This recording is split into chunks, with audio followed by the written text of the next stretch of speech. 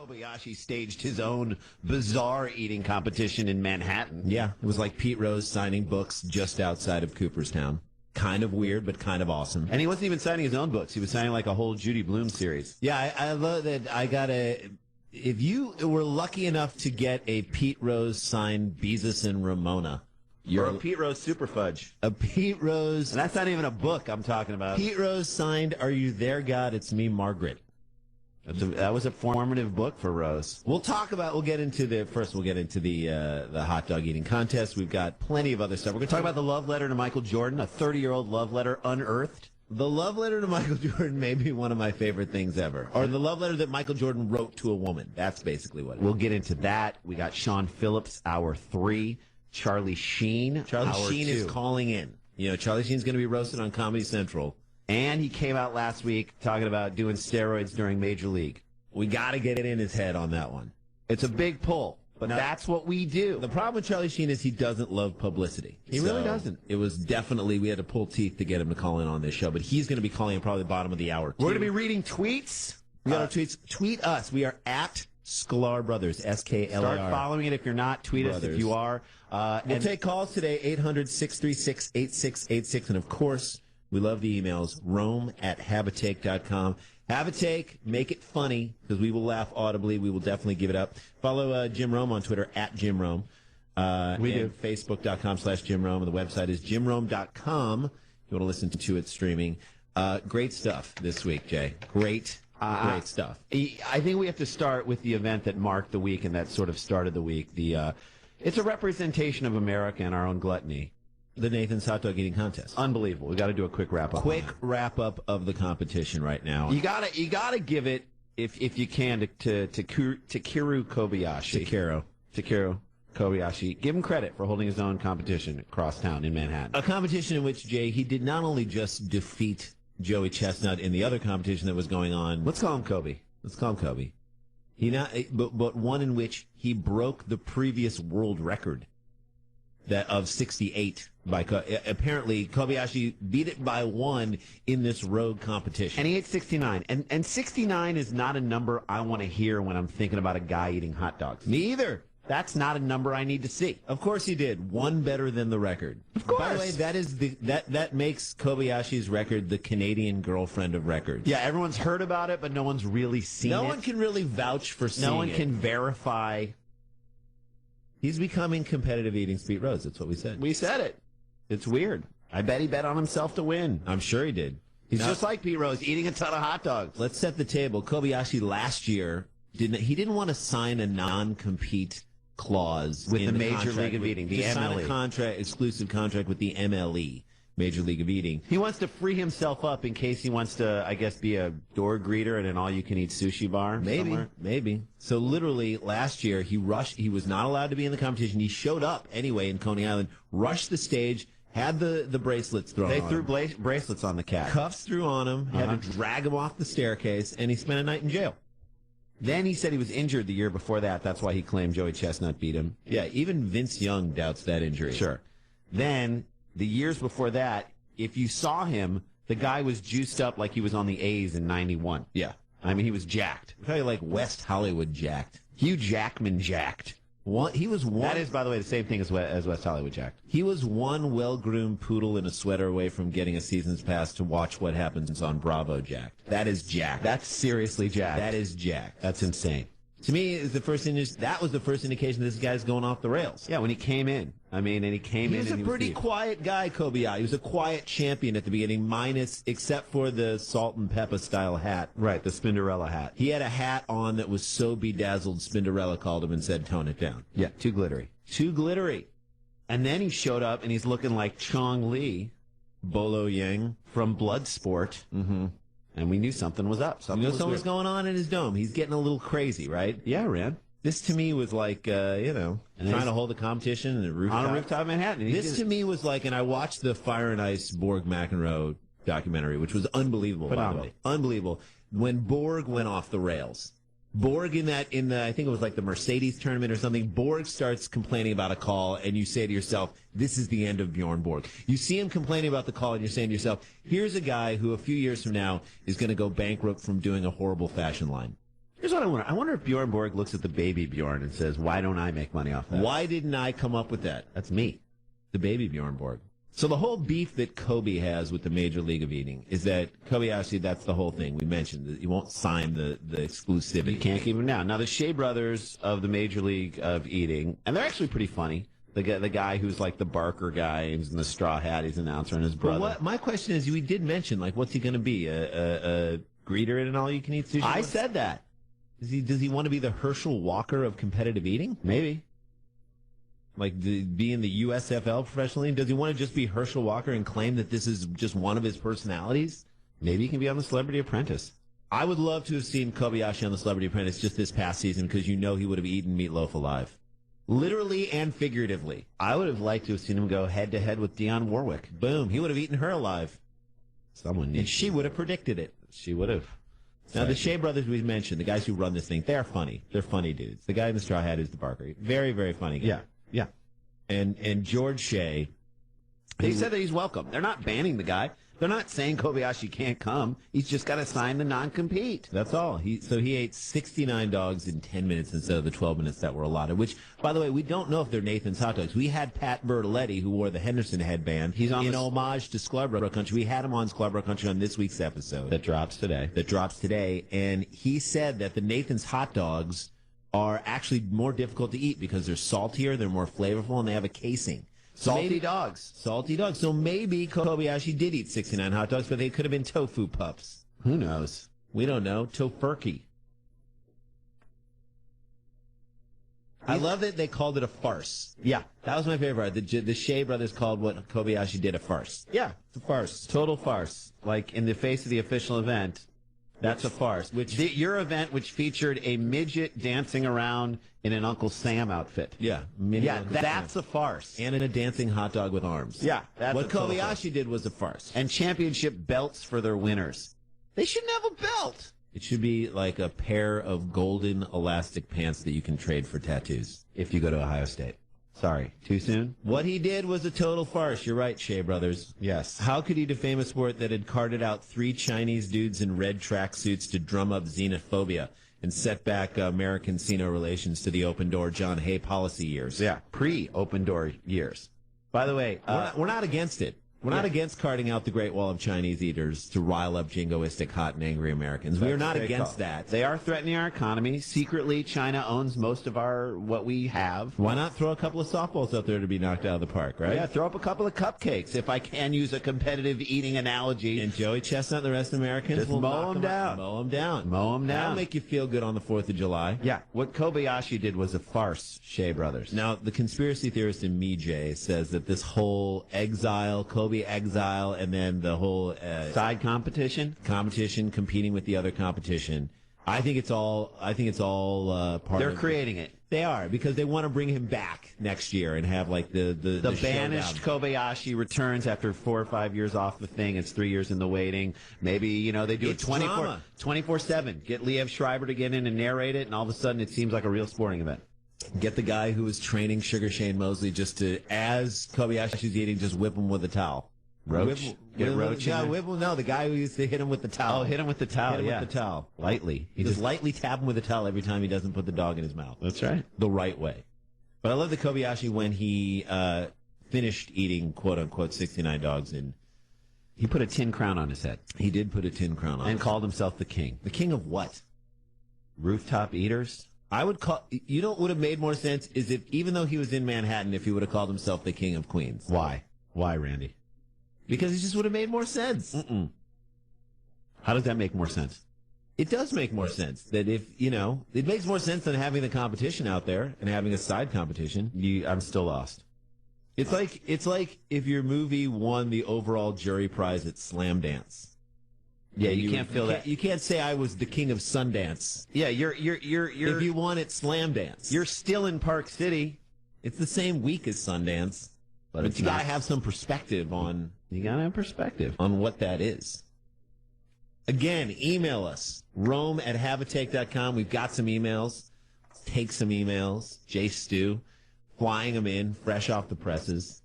Someone said, this is Mr. Pizza Roll. He tweeted us. He said, "Can I get your take on the announcer saying Joey Chestnut re-injured his shoulder from an old fishing accident?" Yeah, there was a whole thing about the shoulder and how's that going to fit in? And I often said that the path of most hot dogs is through your shoulder. Yeah.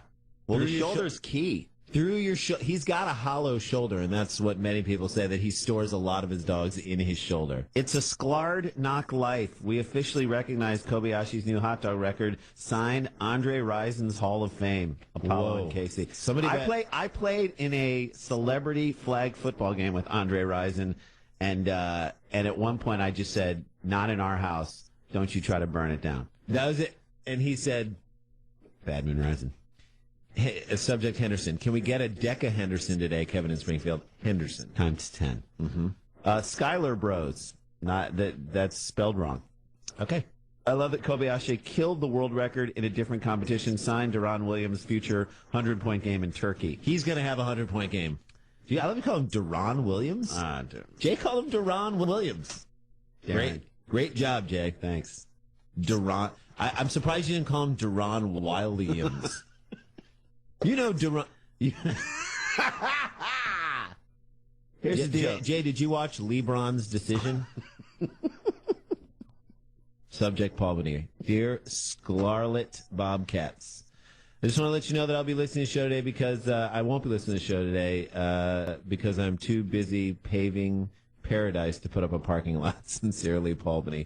Paul Veneer, wore you guys giving Buffettson some of those Ruffles molten hot wing chips you keep pimping? Yeah, we did the Ruffles commercial. Yes. And they took Jay's voice and threw it down a couple notches. Yes.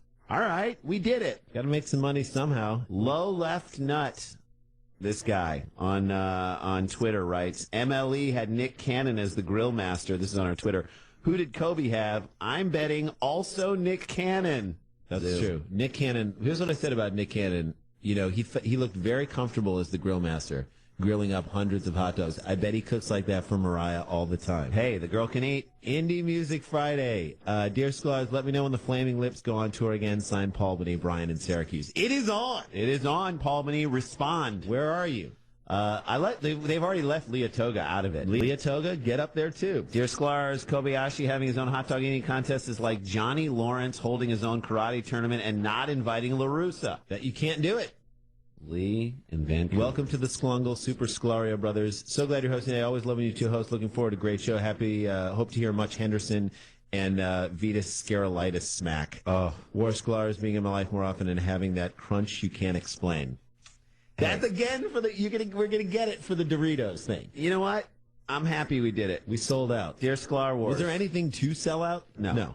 Dear Sklar Wars, Major League Eating is lockout proof. It is lockout proof. If they lock you out of Denny's, you just wait for them to open in the morning. Regards, Val Kilmer and Brian Dennehy, Craig in Tampa. War Philip Seymour Hoffman following his toes on Twitter. I don't think he can see his toes on Twitter. Dear Sklar Bros, of course Charlie Sheen took Royce during the filming of Major League. Even the pretend Indians need to cheat to beat the Yankees. Tony in H-Town. Wow. Hey-o. Let's take a break. Let's take a break. First segment in the books. This show is so fun to do, and we love hearing from you guys. Call us up. We'll take some calls. 800-636-8686. We'll take your calls. Text at 37170. We got the big call today coming up. Later in the third hour, we got the big email of the day, all that stuff. When we come back, we're going to talk Jose Canseco giving hitting tips to Adam Dunn. You don't want to miss it. Non-stop disco power pack, the new Beastie Boys album. Pick it up. I don't think that alternative, is it? No, it's not. Enjoy it. We'll be right back. You're listening to The Jim Rome Show.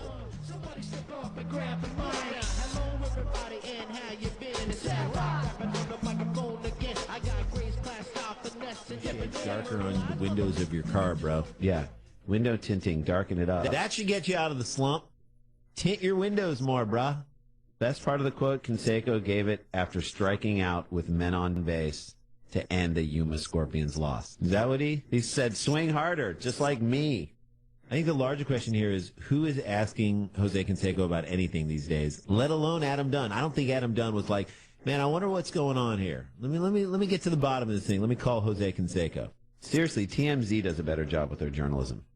You should have your journalism license revoked for that one, I feel like. Although I do think, and this is where the silver lining comes into this whole story, It's going to spin off. I think the Canseco's are just going to start offering advice to anyone. I want to see that. For a small fee. That's going to be a side business for them. We're going to give you advice.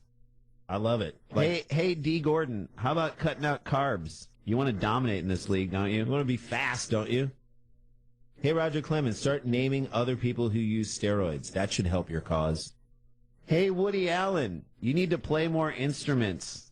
I mean, you want people to take you seriously, right?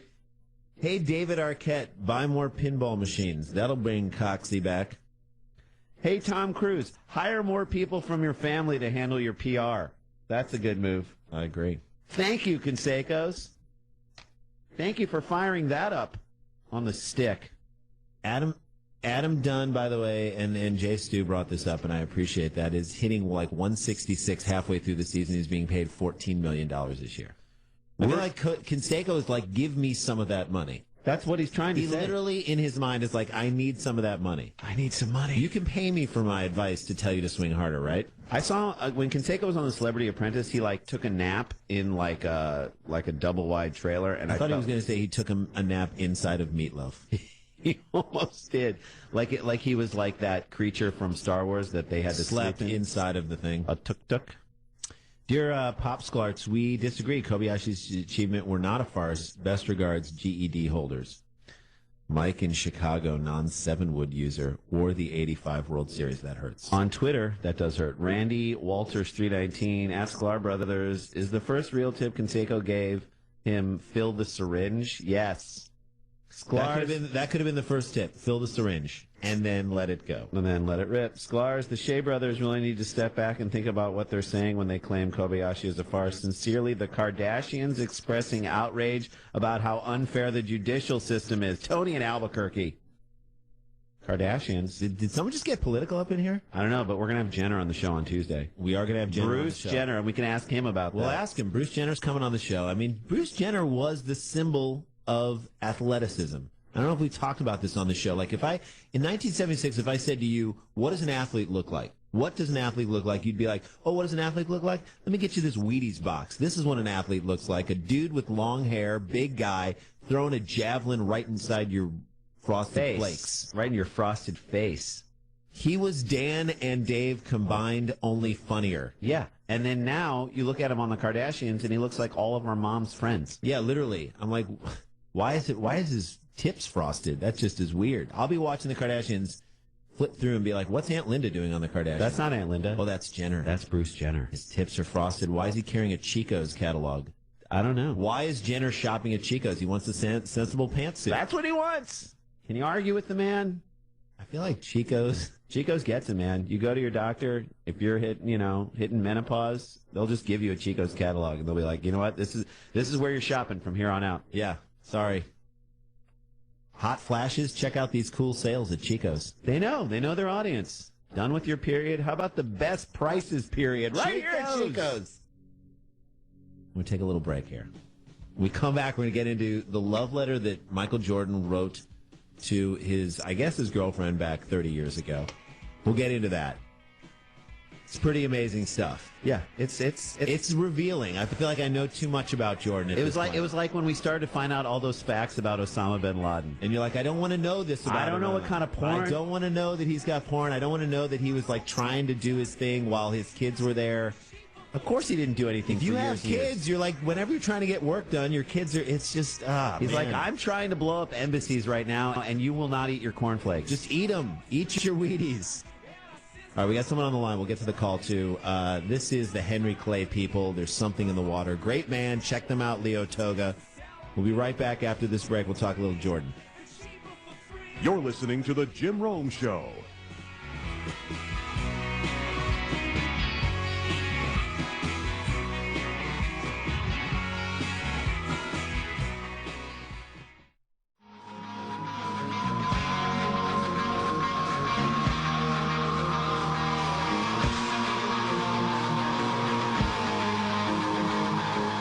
From Los Angeles, this is the Jim Rome Show, hosted by Randy and Jason Sklar on Premier Radio Networks.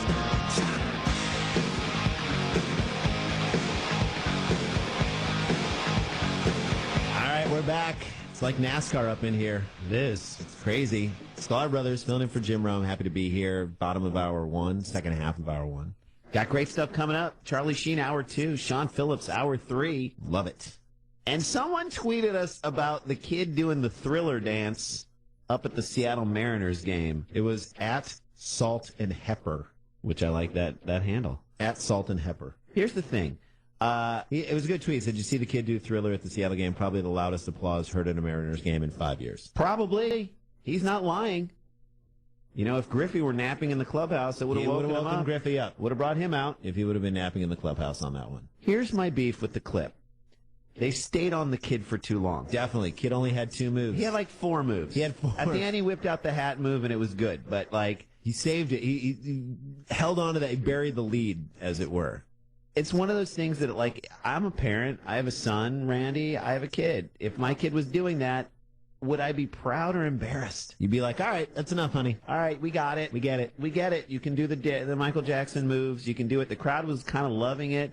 It felt like it was on too long. I actually enjoyed it for a little bit. I think if Michael Jackson were alive today, he would have enjoyed it, but for totally different reasons. He would have enjoyed a 6-year-old dancing for 6-year-old totally boy. different reasons. Dear Sklar Nation, instant breakfast.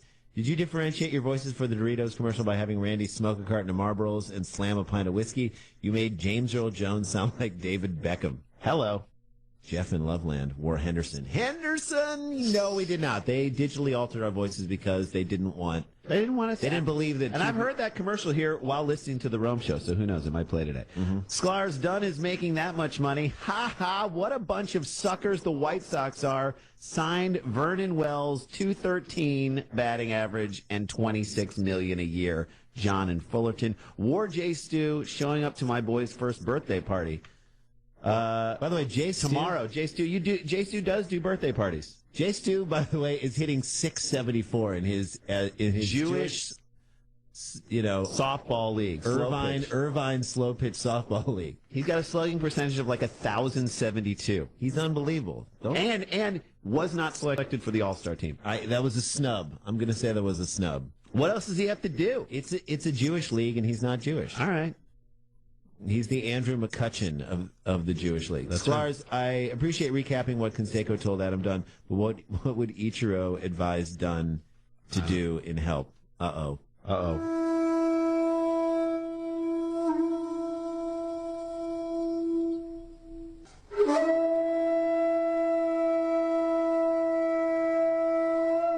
Man with big stick must swing soft. We'll hit hard to swing soft. Was that a haiku? There it is. I don't know. It ended with a question. I feel like Ichiro is off his game, and so therefore the quote machine is off. Oh, man. We got to fire that thing Slightly. That was an improv quote machine. I like this one from from at Jeff_Rat Family. And again, at Sucka99 basically reposted it. Dear Jesse Sklaroscos. No, I think at Sucker99 wrote it. Okay, Sammy Davis Jr. thinks Andre Rison is missing his left eye. Zoom! Wow. That, I don't know. Dear Sklar Squared, did someone say the Scorpions? They still rock me like a hurricane. Sincerely. Uh-oh. Albany, Bill in Vegas. The ugliest dudes in all of heavy metal. I feel like I want to say that the Scorpions have in their minds devised a whole elaborate plan for there to be the Berlin Wall built up again between East and West Europe, just so they can perform again. That was the last concert was atop the Berlin Wall as it was coming down. It's like them and Hasselhoff trying to rebuild German rock culture. We said this about the Scorpions. They have a website, which is just... Why would the Scorpions need a website? More than that, why would there be a news section on the Scorpions website? Like for the latest updated news. Big City Nights. We can go deep in the canon. I can go Holiday. Remember that song? Winds of Change. Why isn't Holiday by the Scorpions the song that Matt Holiday comes up to? He should. We got to talk to Holiday about that. And by Holiday, I mean the Scorpions song. Should we get into this? Hey, Romans, do you know that Kobayashi's favorite song? Do you know what it is? Yes, that's right. Chestnut roasting over an open fire. War Jim Tomey mashing tater number 600 this month. Jens, north of Des Moines. Yeah. That's what he's doing. He might do it. He might do what? He might hit 600. He might. I feel like that I'm like, he might hit what? He's 5 away, and I just asked you, he might hit what? That's how much of a news story that is. He's 5 away. I mean, we're all talking about Jeter. Jeter's 2 away. I mean, and Jeter's 2 away. 5 away from 600 home runs. It doesn't mean anything anymore. It really doesn't. Steroids ruined 500 and 600 home runs. 7 guys in the history of the game have 600 home runs, and we're not talking about this. 5 away from 600 home runs. It's not news. It's not news anymore. I guess it's not. It's, we've been desensitized. It's what porn has done to Cinemax. Internet porn has ruined the Cinemax late night softcore porn film, and right now, steroids has ruined the 600 home run mark. Jay, I thought you were going to call him Jim Thomey. Thanks. A 30-year Deron Williams. Didn't he come from Israel? Deron Sheffer Williams. A 30-year-old love letter from Michael Jordan to his high school sweetheart has now surfaced and gone viral. It's probably not the first time Jordan has given a woman something that went viral, folks. And now she wants to sue whomever linked to it. It just seems like a weird Who linked thing. to it or leaked it? Leaked it. But whoever's linked to the leaking of it. Right, exactly. It was sold for $5,000 in 2004, and it's just now going viral on the internet. It's just been printed in. Which, by the way, when I heard it was sold for $5,000, Rand, I was like, is that too much or too little? I can't tell. I feel like it could be both. Like, I could see Jim Belushi buying that thing for $50,000. But then again, I could see, like, B.J. Armstrong buying it for, like, $50. There you go. Just as like, hey, I got his last $50. You took me on the court. I got you now right here. His final 50. It would be his final 50, and that'd be a great way to spend your final 50. But is it? And here's my question: it's a Jordan love letter. Is it going to be the love letter by which all other love letters will be judged from here on out? Ceaselessly, they'll be compared to that love letters. And Scottie Pippen came out and said he's seen letters that LeBron wrote in high school to his girlfriend that were better. They involved more people. They were more well-rounded. That's true. In his eyes, they had the potential to be better when all is said and done, LeBron's love letters. You know what I think, Rand? I think this is payback for Jordan having the guy that beat him out from his high school team introduce him at his Hall of Fame induction. It's, the karmic universe saying, it's not going to let you do that. You're not going to, skip out on getting paid back. You're going to get paid back. Maybe this is payback for the Hitler stash. I don't know. It could be payback for the Hitler stash. War reparations, if you will. War reparations. That's right. Either way, we know now that more about Jordan than we want to, and that's what I said earlier. I don't want to know this about Jordan. I don't want to hear his bad grammar. She says she's going to sue, though. Who is she suing? Herself. For not putting in a lockbox, framing that thing? They published the letter now so you can read it. And I gotta say, when you read it for the first time, at the beginning of the letter, you're not sure if it's Jordan who wrote it, Jay. It's got good penmanship. Mm-hmm. The guy who writes it is apologetic. Shows a level of humility and gratitude. And then he says this line, and so you're not sure, but then he says, quote, I was really happy when you gave me my honest earned money that I won off the bet. Then you're like, okay, that's Jordan. That's Jordan. That's definitely Jordan. We got Michael Jordan here, right? This is that. You don't need anybody to authenticate the penmanship on that one. But it does kind of remind you, when you see this, how simple it is, how far we've come with disposable communication, how disposable it's become. Yeah. Like back in the day, you had a tangible letter that could go up for an auction these days. Do you think 30 years from now, people are going to be paying $5,000 for a shack sext? Maybe. A shext? Maybe. Probably not. My fear is this is just going to open the floodgates, Jay. Everyone's going to try to sell their old love letters, Rand? When a 42-year-old housewife in Perth, Australia tries to purchase a Valentine from Luke Longley on eBay, or put hers up if she has it. Not just purchase it, put the one that she has on eBay, Randy. From Luke Longley back in the day, that's going to be bad. When a Steve Kerr Christmas card goes for $650. That might be too high. As a world, we've crossed the line. Someone call Susan Powder. We got to stop the insolvency. The fact that she wants to sue someone for her mistake is the best part of this whole story, Jay. Yeah, it's fantastic.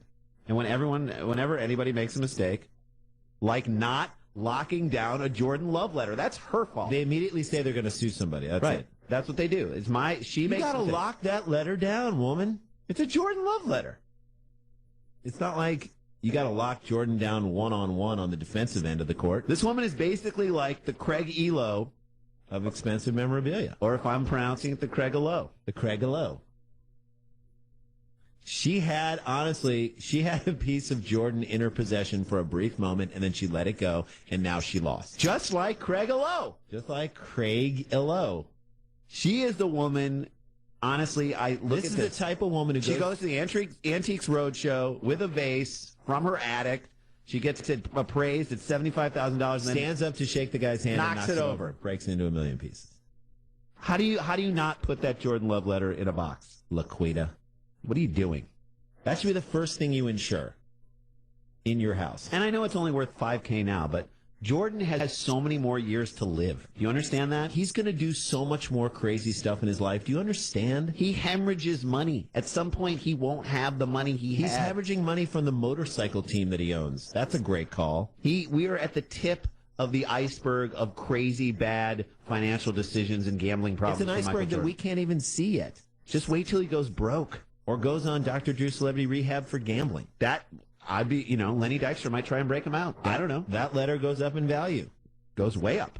As a link to an earlier time when Jordan was sane. Hitler's stash is a precursor, people. Look at that and understand. He did that in a commercial. I'm going to say this. Sometime in the future, we're going to look back at the commercial that he did with Cuba Gooding Jr., and we're going to ask Cuba Gooding Jr., why did you do that commercial with Jordan? Instead of the other way Instead around. of the other way around, why did you...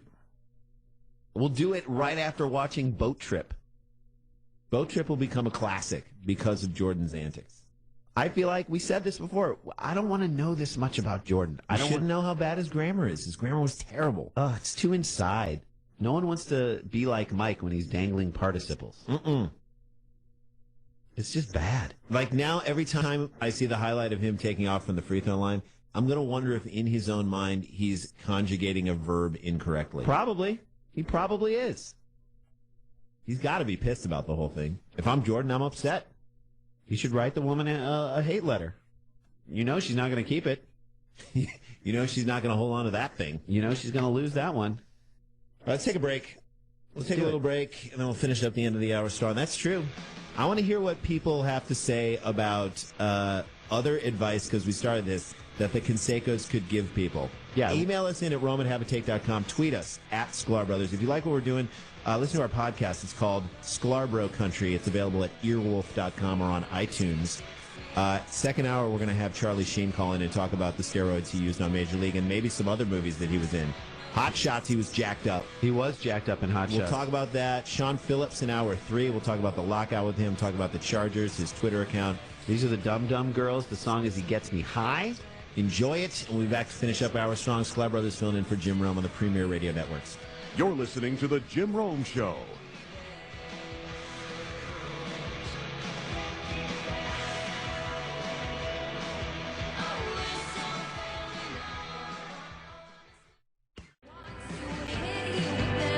They are Best Coast. The song is Crazy for You. We are the Sklar Brothers finishing up hour 1.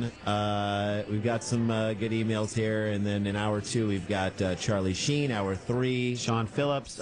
Hey, if you want to catch us live, San Francisco Sklones, come see us in a couple weeks. We're going to be on the 27th through the 30th at the Punchline in San Francisco. It's always a great show. We hang afterwards. It's a lot of fun. Jay Moore came and saw us in New York City at Gotham, and we all hung out, and that was good great. times. And he's got a new podcast. You should check out Jay. It's called More Stories. You should check Stories. out his podcast. It's really great. Exactly. Need the intro quote machine here because I've got an email from Mark Pellman.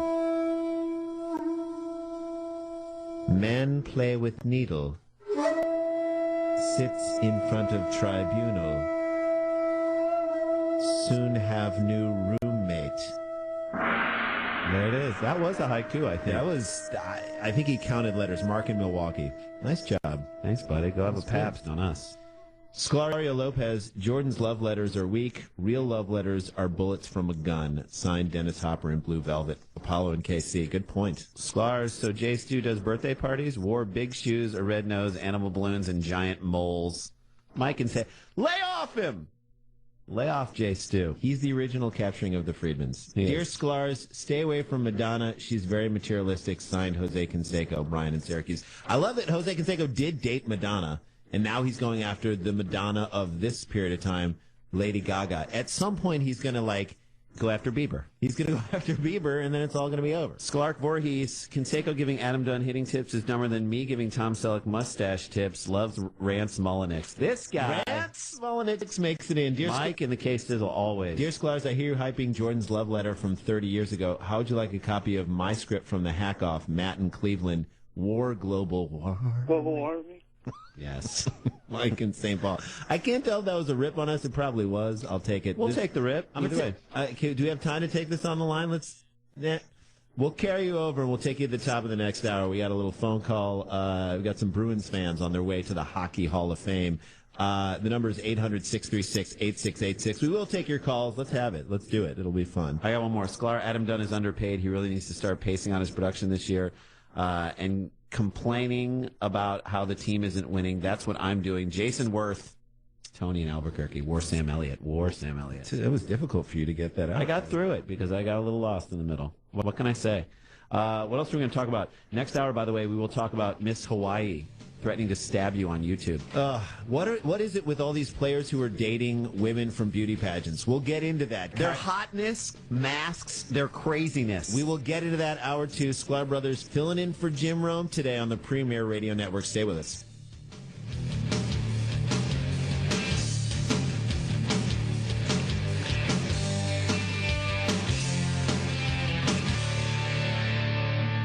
Is en route to Toronto. He's a Boston Bruins fan.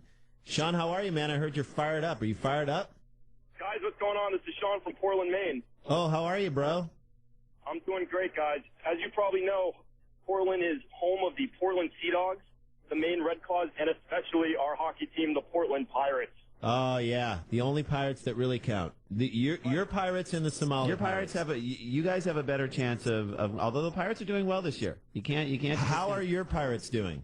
Well, listen, guys, even more important than the Portland Pirates, my sports heart, lies 90 miles south in the great city of Boston. Nice. And today I am driving across the New York State Thruway to the fourth largest city in North America, Toronto, wearing my because the Bruins just didn't beat Vancouver, they beat Canada.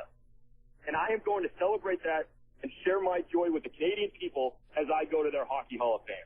I am so excited. I think the Bruins had like 70% Canadians on their team. Though. You should know that. How could they beat Canada with their own? But anyway, go ahead. Continue on. They made Canada beat themselves with their own fist. It's like when you're fighting your little brother and you make him punch himself in the face with a fist. All right, I get it. Canadians, Canada hasn't won the Stanley Cup in years, and we took it to them. So 93. Canada, thanks for playing, but go back to what you're good at. Providing affordable quality health care for your citizens, maintaining a permanent peacetime, and being America's hack. Wow. All right, there you go. Are you suggesting, and I feel like even with your rant right there, you're suggesting that there be a Canadian Bacon 2 movie made? Is that what you're suggesting? I would be fully supportive, and I would love to invest in something like that. So what are you going to do at the Hockey Hall of Fame? Like, what's the first thing you're going to see when you're there? Yeah, I'm going to walk around. I have my Bruins shirt. I have my Bruins hat. Bruins fanny pack. I even have my Bruins boxers on. I'm not sure if people will see those or not. It's just going to depend on what goes on. You got to drop trow in front of any like Bobby Orr exhibit if you can. You can do that. Now, what if they say to you 70% of the team was Canadian? What is your answer to that? Are you going to stick with our defense that it's like punching your own face with your own fist? Absolutely. The entire Canadian nation was rooting for Vancouver. Absolutely. They want. I don't know about that. You know, a lot of people. If you go to Toronto, the people hate Vancouver. They'll be psyched. You got to go to Vancouver. Against a city like Boston, I think they're cheering for Vancouver. Canadians through and through. Well, here's my other think suggestion, you're right, bro. I have a suggestion for you. Go to Toronto, go to the Hockey Hall of Fame, then go to Vancouver, develop a heroin habit. Yeah. Hang out among, because there's a lot of needles on those streets. A lot of needles. Get high with a bunch of people, get a lot of people to befriend you, and then get in their face and be like, we beat you. Pull down your pants and be like, Bruins boxers. Feel that. Gain their trust, and then turn on them. All right. Have a great time up in Canada. Congratulations on the victory. Again, the number is 800-636-8686. We're taking calls. Thank you, Sean. Danny in San Antonio. Hey, what's going on, fellas? How are you doing, sir? Man, it's about 150 degrees here in the shade. So. Oh, boy. Hey, I just wanted to kind of get you guys' thoughts on the Cleveland Indians. I looked back at Cleveland a while back ago when they had Albert Bell, Jim Thome, Randy Ramirez, and you know that lineup. And Yeah. I think that they're very underlooked and very underrated as a team right now. And that is Drupal Cabrera, man. That kid can play. He definitely can play. I was going to say that team with Manny Ramirez and Albert Bell, there was more juice on that team than at a Kool-Aid factory. That had a Jamba Juice. Oh, my God. That had a Robex Juice. That was a good time. I actually said I can't even remember the Indians being that good since Corbin Burnson was at the hot corner. Hello!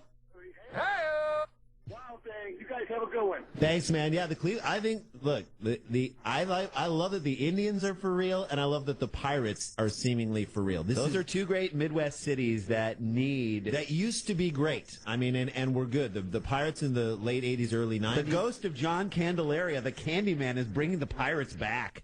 That guy always looked like a mouse to me. I'm just going to say this. Mouse face. The Travis Hafner, if you are a kid who played baseball or just messed around with your boys in the backyard, the walk-off grand slam is the one thing you always do. So Travis Hafner hits a walk-off grand slam last night. And the call is phenomenal. Call's the amazing, local call. but at Jacobs Field, it's that, you can't help it. When things like that happen, you say to yourself, This all right, might be our year. This is our year. This is our year. We might do it this year. You got to love it because they seemingly came from nowhere. So I'm super psyched for them. I'm super psyched for, I think the Indians need it. If they don't win, I think you can still blame LeBron. Yeah, definitely. Totally cool. LeBron is to blame for anything that happens wrong in Cleveland. LeBron is to blame if Drew Carey gets fired from The Price is Right. LeBron is to blame if the United States of, what was it? The United States of America? The Presidents of the United States of America, if their next album fails. That's right. Are they from Cleveland? They are. Wow. Jeff in Toronto, I want to go to you on line 3 because you have somewhat of a rebuttal, or you're going to set Sean straight about you guys hating Vancouver, which is what we said. Jeff, how are you, my friend?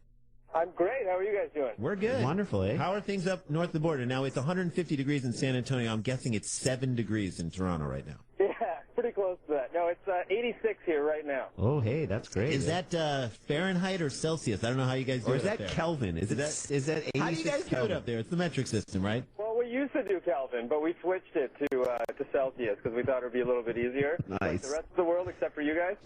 Sure. Nice. Have you? It is 86 degrees Fahrenheit. I figured I'd convert it for you guys just to make it easy for your listeners in Maine. Thanks, man. Now, are you going to go to the Hockey Hall of Fame and just heckle Sean when he And shows just tell up in him, his look, Bruins? we hate Vancouver too, bro.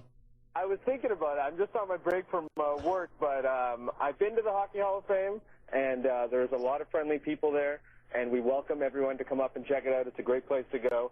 However, he is mistaken because a lot of people here, and I would say it's about a 70-30 split, we were rooting for the Bruins. That's right. There you go. Why do you We hate? have an East Coast West Coast rivalry? That's Like right. Almost like a New York LA thing, and we were happy to see them come through. Besides, that particular Canucks team is filled of quite a few whiners. That I don't know if you guys saw this. Oh, absolutely, and some cheaters too, and some biters. Now, my question is though that do you feel like were you happy to see the city of Vancouver burn just because it makes like tourism in Toronto a little bit better? It's happened before. I was surprised that they didn't see it coming. I was actually at the Olympics, and everything, maybe it was because Canada won, but everything, nothing happened, nothing was wrong, and I just feel... Wait. Canada won won the Olympics? Yeah. You just made a blanket statement. They won the whole Olympics. Canada won the Olympics. They were Olympics champions. If you win the hockey gold medal here, I hate to say it, You won the Olympics. and I love American sports, but they feel like they won the Olympics. Okay, you're talking about... I buy that. I buy that. That's a great point. All I right. won one gold medal the whole 2 weeks, and as long as it was the hockey medal, men's hockey, not even women's hockey, everyone was happy. I mean, what if it is women's hockey? Are you just like, meh? You win the gold and We're women's... happy. Obviously, we're rooting for Canada, Yeah. but at the same, it's not nearly as big as a deal. Like if women's hockey wins the gold medal and that's all you get out of it, you have to privatize healthcare. We lost. Yeah, You we lose. lost. You lose. We're all moving as. You know what? If the women's hockey is the only gold medal you win during the Olympics, then I'd say the terrorists have won. Yep. The terrorists have definitely won, and it's women's hockey. I can't believe we're talking about women's hockey. We are getting deep into women's hockey, And we're not even mentioning men on room A. I will drop a Cami Granado if I need to. It's true. It's only Canada and the U.S. who are like that far ahead of women's hockey. That's why it doesn't mean as much because they're so far ahead of the competition. Oh man, I want the Jamaican team just to like kind of turn like a bobsled out of nowhere. Like maybe. Have you seen the women's Jamaican hockey team? Smart. They couldn't make their national teams. I don't know why they're not moving somewhere like Jamaica and they can get on the team.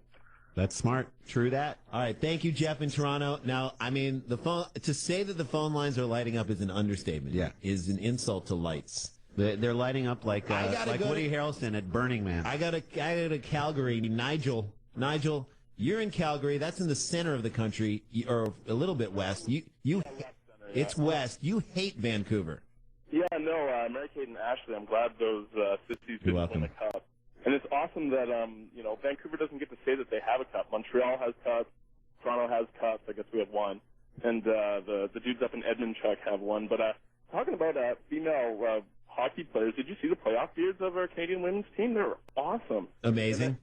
And I don't understand why the dudes in Vancouver didn't, pack up and head down to Boston. Why burn down your own town? It doesn't make sense. It always... When we had our cup run, we had topless women. That was it. And you were burning them. You guys are awesome, and Laura Jose Bautista being the best player in baseball, and thanks, guys. You guys own. Thanks, buddy. I like that. You know what? Burn down. I agree with that. I never understood burn down your own house when you win or burn down your own house when you lose. That's a lose-lose. It's a lose-lose. All the way around. Anybody else questioning that Jose Bautista might be on something? I mean, I'm just saying, the guy comes, he kind of... Brady Anderson is like someone check that out. By the way, good for him. About that just said Sklar Brothers. The presidents are from Seattle, which I knew, and I blame you, Randy, for going strong on that. And someone else, they are from Seattle. They got us on the fact that they're saying Pittsburgh not a Midwestern city. And then someone else said, "Oh my God!" Randy Walters 319 said, "Sklar Brothers, who would star in Canadian Bacon 2? John Candy has been dead for years." That didn't stop the Karate Kid from being remade when Pat Morita was dead. Yeah. And I don't know how we're going to get to our next location after this because of all the obscure high school karate traffic. There is so much obscure high school karate traffic, we can't get where we need to go. Mark in Edmonton, you also hate Vancouver, and you hate Sean. I don't hate Vancouver. I don't hate Sean, but I'll tell you what I do hate. I hate hearing Sean's ignorance. He makes Americans look bad. We are bad as it stands. I like you folks down south, but the man's got to get his facts straight. The reality is that majority of Canadians were not pulling for Vancouver. I knew that. We agree. That's what this is about. That's what this is all about. We were trying to tell him that that's what it was about. All right, Mark? Yeah, that's what it was about. I've been listening about how Vancouver made it to the Stanley Cup in 1994 since 1994. I can't wait to hear about how we've been listening to him since 2011. I'm at work, guys. I got a customer. I got to go. You guys are... No. You stay on the line. You tell that customer to wait 1 second. Because I want you... Tell that customer to wait 1 second. No, bring the customer on the line. Let's all talk. You wait for 1 second because I have one question for you. If you had a Sophie's choice between Curry and Anderson, and you had to choose one or the other, because I know you're in Edmonton, who would you take? One of them has... I get what you mean by Sophie. One of them has to die. One of them has to die. And the other one has to die. Who would it be? Ooh, that's awful. Anderson or Curry? Come on. And This isn't awful. This is life. Curry. All right, fine. All right, my man. Thank you for making the tough choice. Canada lighting up the phone lines here. Sean set it off. Hot button issue. It is a hot button issue. I want to go. I'm going all over the place. I want to go to Connor in Alberta. Connor, what's happening, brother? This is Connor. Oh, hey.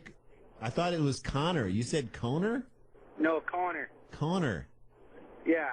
But it's spelled Connor.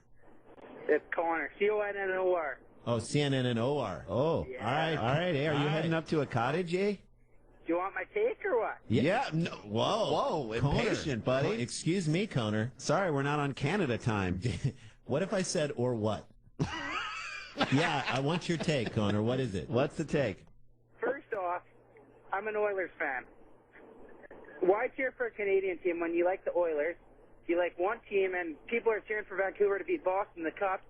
There's more Canadians on Boston. Like, come on, people. Who wants to cheer for the Sedin brothers when they're Swedish? Like, we're about cheering for Canadians, then cheer for Boston. I get so sick of people cheering for Vancouver, like, when they have Canadians on there. All right. Well, look, we kind of all made that point 12 times, but appreciate it. And I'll also say this. Sports is rooting for a jersey, my man. That's what you're rooting for these days. Nobody stays on teams for their entire careers. You're rooting for a jersey. Enjoy that. And it's civic pride in your own way. So you're an Edmonton fan. You guys had a great jersey. You had great players filling your jersey for years and years. But when Gretzky goes to L.A. for millions of dollars so his wife can be an American anthem, that's what happens, man. That's you're rooting for a jersey. Yeah, I agree with you, man. Thanks, buddy. Get to where you're going. Go on up to the cottage, eh? Get to where you're going, and if you want to, I'm just going to throw this out as a suggestion, change your name to Connor. Yeah. I'm just going to throw it out. That's just from us. Easier to say. And try decaffeinated brands. They're great. He was really upset. He was piped up, eh? That was some Canadian fire up there. He was really on fire. He was up there. All right, I want to take a break. We'll take a break. We got a couple more people on the line. When we come back, we'll do that. We'll talk to you guys. We'll read some emails and some tweets. And then, of course, later in the hour, Charlie Sheen. Next hour, Sean Phillips. This show is flying by, Rand. It's flying by. We open up the phone lines, 800-636-8686, and all of a sudden the show starts flying by. You hit a hot button issue for Canada, and then it's all bets are off. I love it. And we're going to talk a little Kyrie Irving and Miss Hawaii. That whole situation is insane. Yeah, and then, of course, we are going to talk Mike Tyson and LaToya Jackson at some point today as well. I love this song. It's Leaky Lee, I Follow Rivers. We are the Sklar Brothers. Is it because she follows Rivers Cuomo? No, it's on Twitter? as Jay Stu said, she follows Philip Rivers. On Twitter. You're listening to The Jim Rome Show.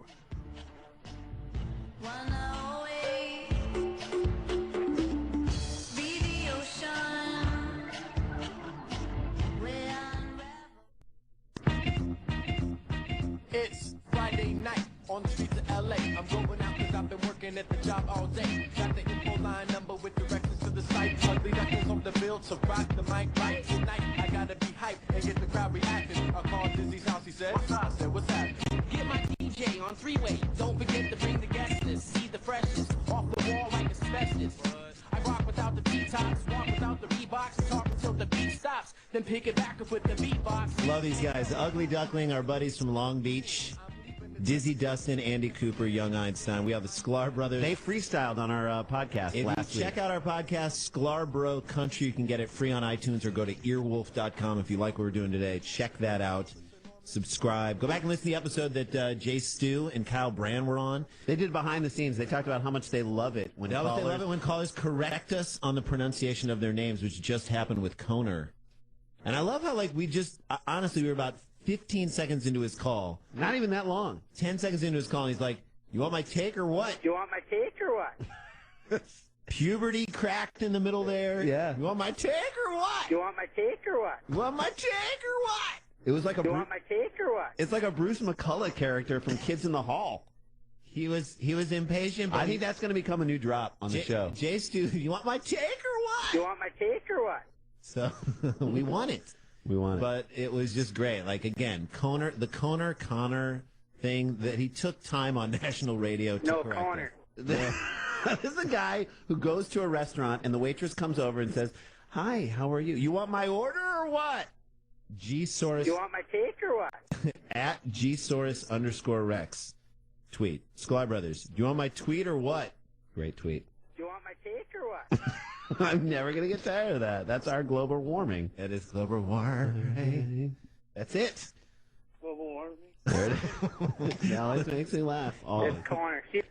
It's Connor. All right, so let's get into this take because I love it. Alvin is like a DJ with those little drops. No, Connor. That's phenomenal. God, he could DJ.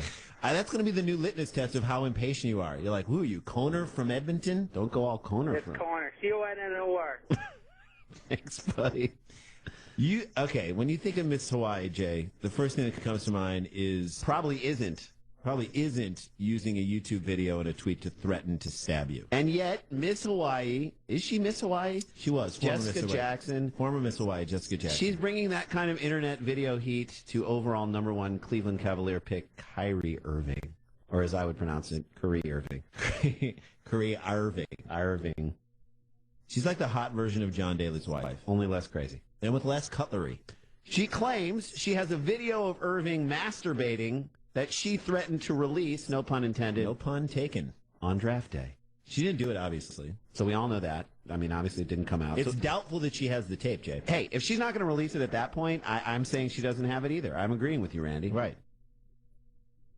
Then I feel like having that tape, it's just, I don't think, it didn't seem like something Kyrie Irving would do. I mean, he seems like a guy who just wouldn't have a tape of him doing Like he wouldn't do that in front of a woman who's taping him and be like, you know what? Just let her walk away with Whatever the you tape. do with that tape, make sure you delete it at some point. I'm just going to trust you, Miss I'll trust Hawaii. you. You seem like a not crazy person. I feel like that's something Kyle Singler would do. Yeah, I bet more than one person has a tape, A video of Singler. And it's a videotape. It's a VHS tape. Singer pleasuring himself. Pleasuring. Yeah.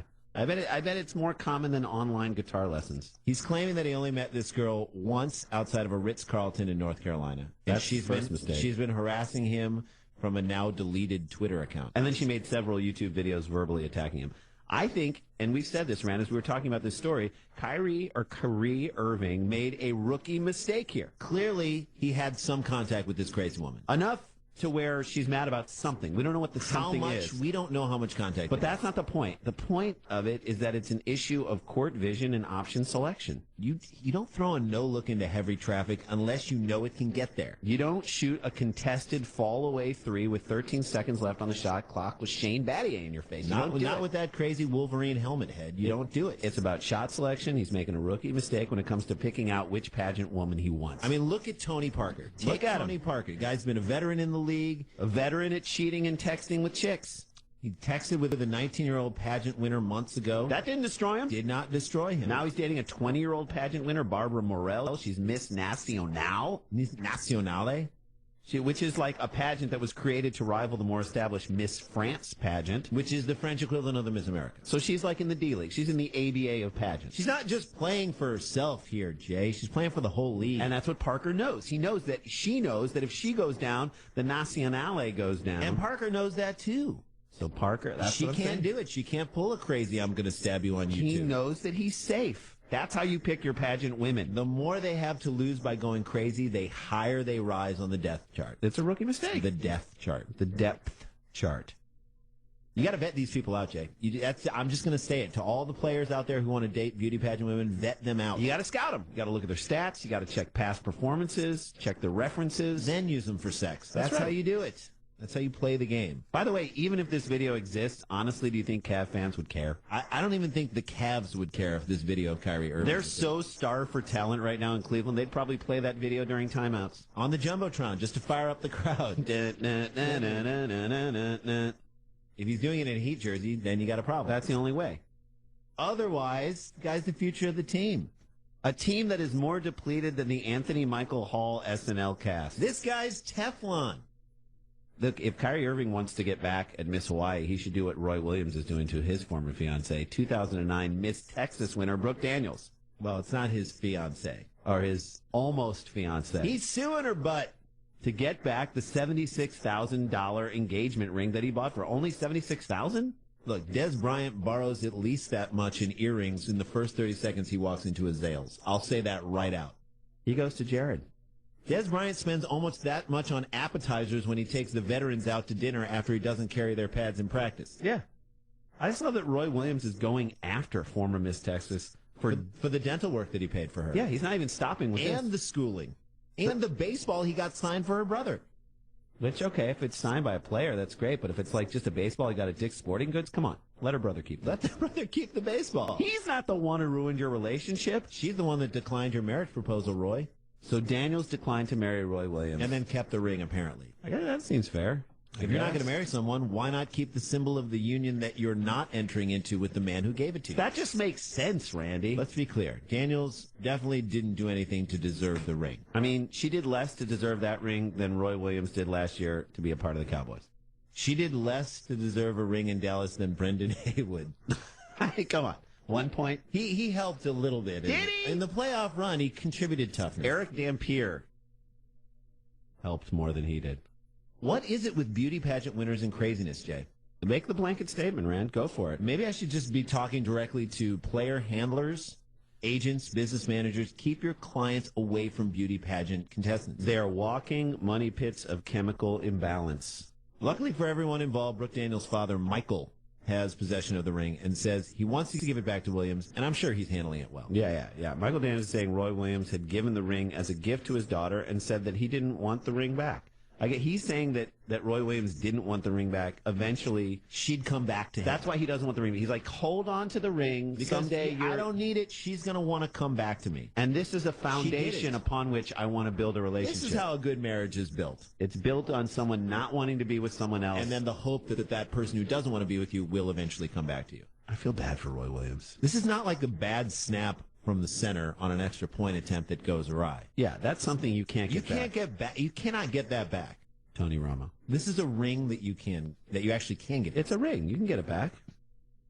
Michael Daniels said he's actually going to give back the ring and avoid any future legal dealings. Just wash his hands of it. He said, this is his quote, "I take care of my daughter. I don't need him."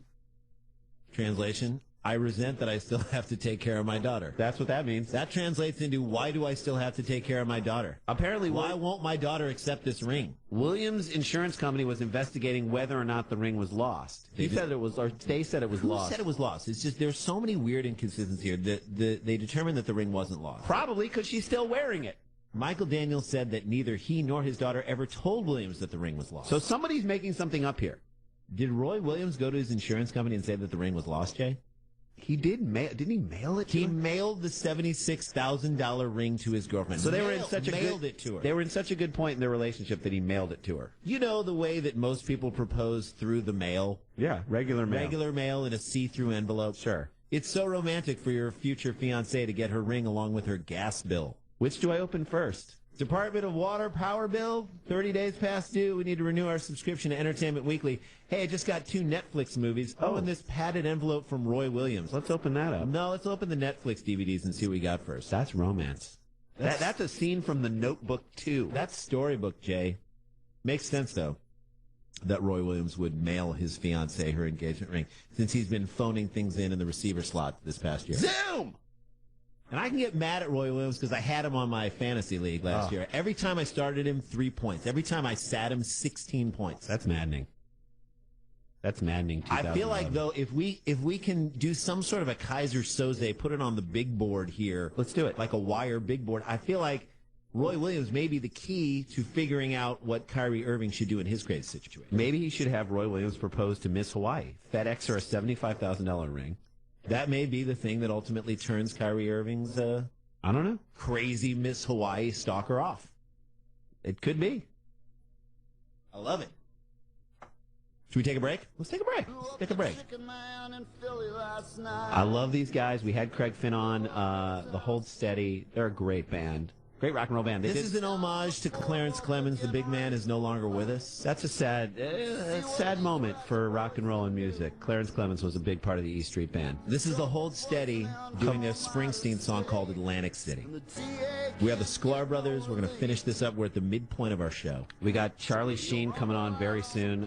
We got some people on the line. If you want to hang on, do it. We'll get 800-636-8686 or email us at rome@haveatape.com. Tweet us at Sklar Brothers. At Sklar Brothers, and we'll be back right after this break. You're listening to The Jim Rome Show.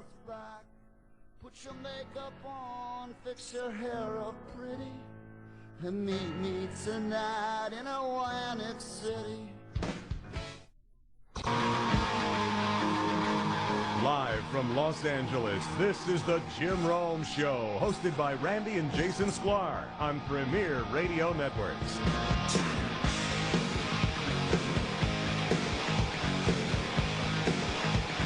All right, midway point of the show, second half of hour 2, Sklar Brothers filling in for Jim Rome. Check out our podcast if you want, Sklarbro Country. It's on earwolf.com and free on iTunes if you like what we're doing here. Yeah, once a week. Follow us on Twitter. We are at Sklar Brothers. Been getting some phenomenally funny tweets. Some treats and tweets. In the form of tweets. Sklar's Kyrie. This is an email. Should ask people via Twitter, do you want my tape or what? Do you want my take or what? Matt in Tampa. This is great because this references, I have a tweet. This references an old take that we did, Jimmy Chowda, at Jimmy Chowda, at Sklar Brothers. I'm confused. Who exactly stubble-fielded that engagement ring? Wow, that's an old reference. Fleet. Skleet Fleet. Sklones. Sklars, we also stay away from beauty pageant contestants. Sincerely, dictionaries and thesauruses. Andre in Ottawa, eh? Raunchy chick from the barrio, Sklar Rock Cafe. Canseco giving Dunn advice on hitting would be like me giving women advice on how to be hot. Signed, Arancha Sanchez Vicario. Ooh. Apollo and KC. Dear Sklar Coover Olympics, there is nothing wrong with Brooke Daniels keeping that engagement ring. Signed, Reggie Bush. Mike in Chicago. Non-7-wood user. Roy Sklark Bros. Roy Sklark. One of the greatest banjo pickers ever. Really? Our parents would not let us watch Hee Haw when we were kids. Thought it would dumb us down. And it was not because it was too raunchy. They said that just the quality of the program wasn't so good. Roy Sklark Brothers. Do you think that I should hang on to the love note that I have from Judd Bushler written on a white towel he waved during the MJ push-off? Yes. Greg in Salt Lake City. By the way, Greg, you can come see us in Salt Lake City August 12th and 13th. We're going to be at Wise Guys. Bring your people out. Dear non-gyms, we don't care about Canada. We don't care about ice soccer either. It's funny how much those igloo dwellers do care about ice soccer, and yet American teams win the NHL finals every single year. War bums using round bacon as ice soccer pucks. From Rick, full of rage in Massillon, non-smoker. Wow, he is full of rage. He's full of it? He's full of it. And he's bringing angry. it out. I have this, and then we're going to get to Charlie Sheen is on the line. Sheen is in the house. Oh, my God. We are winning. Sklars, his name is Darren, not Darren. Signed, Terrell Owens. It's not Ryan, it's Ryan. It's not Connor, it's Conor. It's not Ryan, it's Ryan. It's not. No, Connor. No, Conor. No, It's Conor. Connor. C-O-N-N-O-R. Connor. No, you By the way, Conor. the double N should make it Connor. I'm sorry. Yeah, the double N. The fact that you put an O in between the last N and the R doesn't make the first O a long O. No, Connor. It Yeah. could be Con. It could be Connor. Connor. By the way, I'm going to say this. You know, Wimbledon just finished up. I'm a huge Jimmy Connors fan. Let's go to the line. We've got the great Charlie Sheen. I don't know, not so great or great. Twinning. Charlie Sheen, welcome to the Sklungle, as it were. Welcome to the Jim Rome Show. How are you? I'm totally stoked. I'm completely over the top, completely in focus, on point, ready to rock and roll. Let's do this. You seem a little out of breath. Are you on steroids right now? I want to talk about the steroids. I seem a little out of breath because I'm sucking in life. Okay. All right. I guess. I'm like sucking it out like the Chuckubus, Chuck Lorre. Okay. We don't need to. Let's not take this to a negative place so quickly. I do want to talk about, you mentioned in a Sports Illustrated article that you had done steroids on the set of Major League. Was that necessary? Was it necessary for me to do steroids? Yeah. I was in the major leagues. Of course it was necessary. Well, you weren't in the major leagues. You were in the movie Was I wearing an official Major League Baseball Cleveland Indians uniform? You were. Yeah, That's you were. Good point. Steve Yeager in the film? Yeah, I guess so, yeah. Euchre announcing? Yeah, Euchre was announcing. But Grass real? the grass was real, but Corbin. Flying through the air with incredible terminal velocity? No, but Corbin Burtson was at the hot corner, so I don't know how real it could be. That guy couldn't get the ball to second. Take the reality down a notch, but listen, when you're in the majors, okay, and you have to carry the entire team / cast. Did you on your carry the whole shoulders, cast? You better be pumped. You better be yoked. And Tom Berenger didn't carry anything. Is that what you were going to say? I carried him in 2 movies. Platoon and Major League. You carried him in Platoon. Yeah, 3. Major League 1 and 2. Wow. The 3rd one doesn't count. 3 strikes, you're out. All right. There it is. Listen, Sheen, relax. Are you on steroids right now? You seem a little crazy and mood swingy. Is that... Mood swell. Are you going to bring out the bipolar card? Is that all you can have? Is that what you have in your little back pocket? By winning. I'm totally fine. Guys, let's not take this to that place. I'm ready to be positive. I'm ready to move forward in my life. All right. Well, Sheen, first of all, I'm so psyched that you decided to come on the show. But I want to talk about any other... DP, I don't need him, and you know who I'm talking about. I do. The designated pitcher. Okay. Yeah. I got it. Well, in the movie, you basically... You said in the article that it took your fastball from being a 79-mile-an-hour fastball to an 85-mile-an-hour fastball. Which, for an actor, that's pretty good. But if you're a closing pitcher... If someone was saying, hey, we're bringing in our 85-mile-an-hour closer... That's like he better have a knuckleball. It's like bringing in Jamie Moyer to close out a game. Wow. AQ, Sklartus. No, all right. AQ. No, maybe. Part of the trolls, the dwarves, the We're not. They're going to rip me down. 85 miles. Have you gone to the batting cages recently and tried to hit an 85 mile an hour? I have not, but still, I'm not a professional baseball player, and neither are you. Let's be honest. Slow down. since the girls left. Okay. Yeah. Your life has slowed down since the girls left. Yeah, a lot of things have slowed down. Like what? Well, I went on the road. I had my live show, which is, of course, off the charts, completely a rockin' train of love. Felt it from every corner of the globe. Well, that's not what the critics said. And there were a lot of people who booed you. Whores and scumbags aside. Okay. All right. Well, listen. I want to know how many other movies you were juiced up in, because once you get the juice in you, you kind of want to. Hot Shots? Were you juiced up? That was totally natural. That was not natural. I don't believe that. Totally natural. I do not believe that. Huge in Hot I had a Shots. protein shaker, too. A protein shaker, too. I was working out with Emilio at the time. We were really hardcore. You guys were pretty hardcore. We were doing circuit training in Pasadena. All right. Radical. It was a radical time. Okay, I like and it was smog year, so I was actually overcoming the smog. You were overcoming the smog, and that's what built your body up. Natural. I will admit that on Wall Street, I did dabble in insider trading. Okay.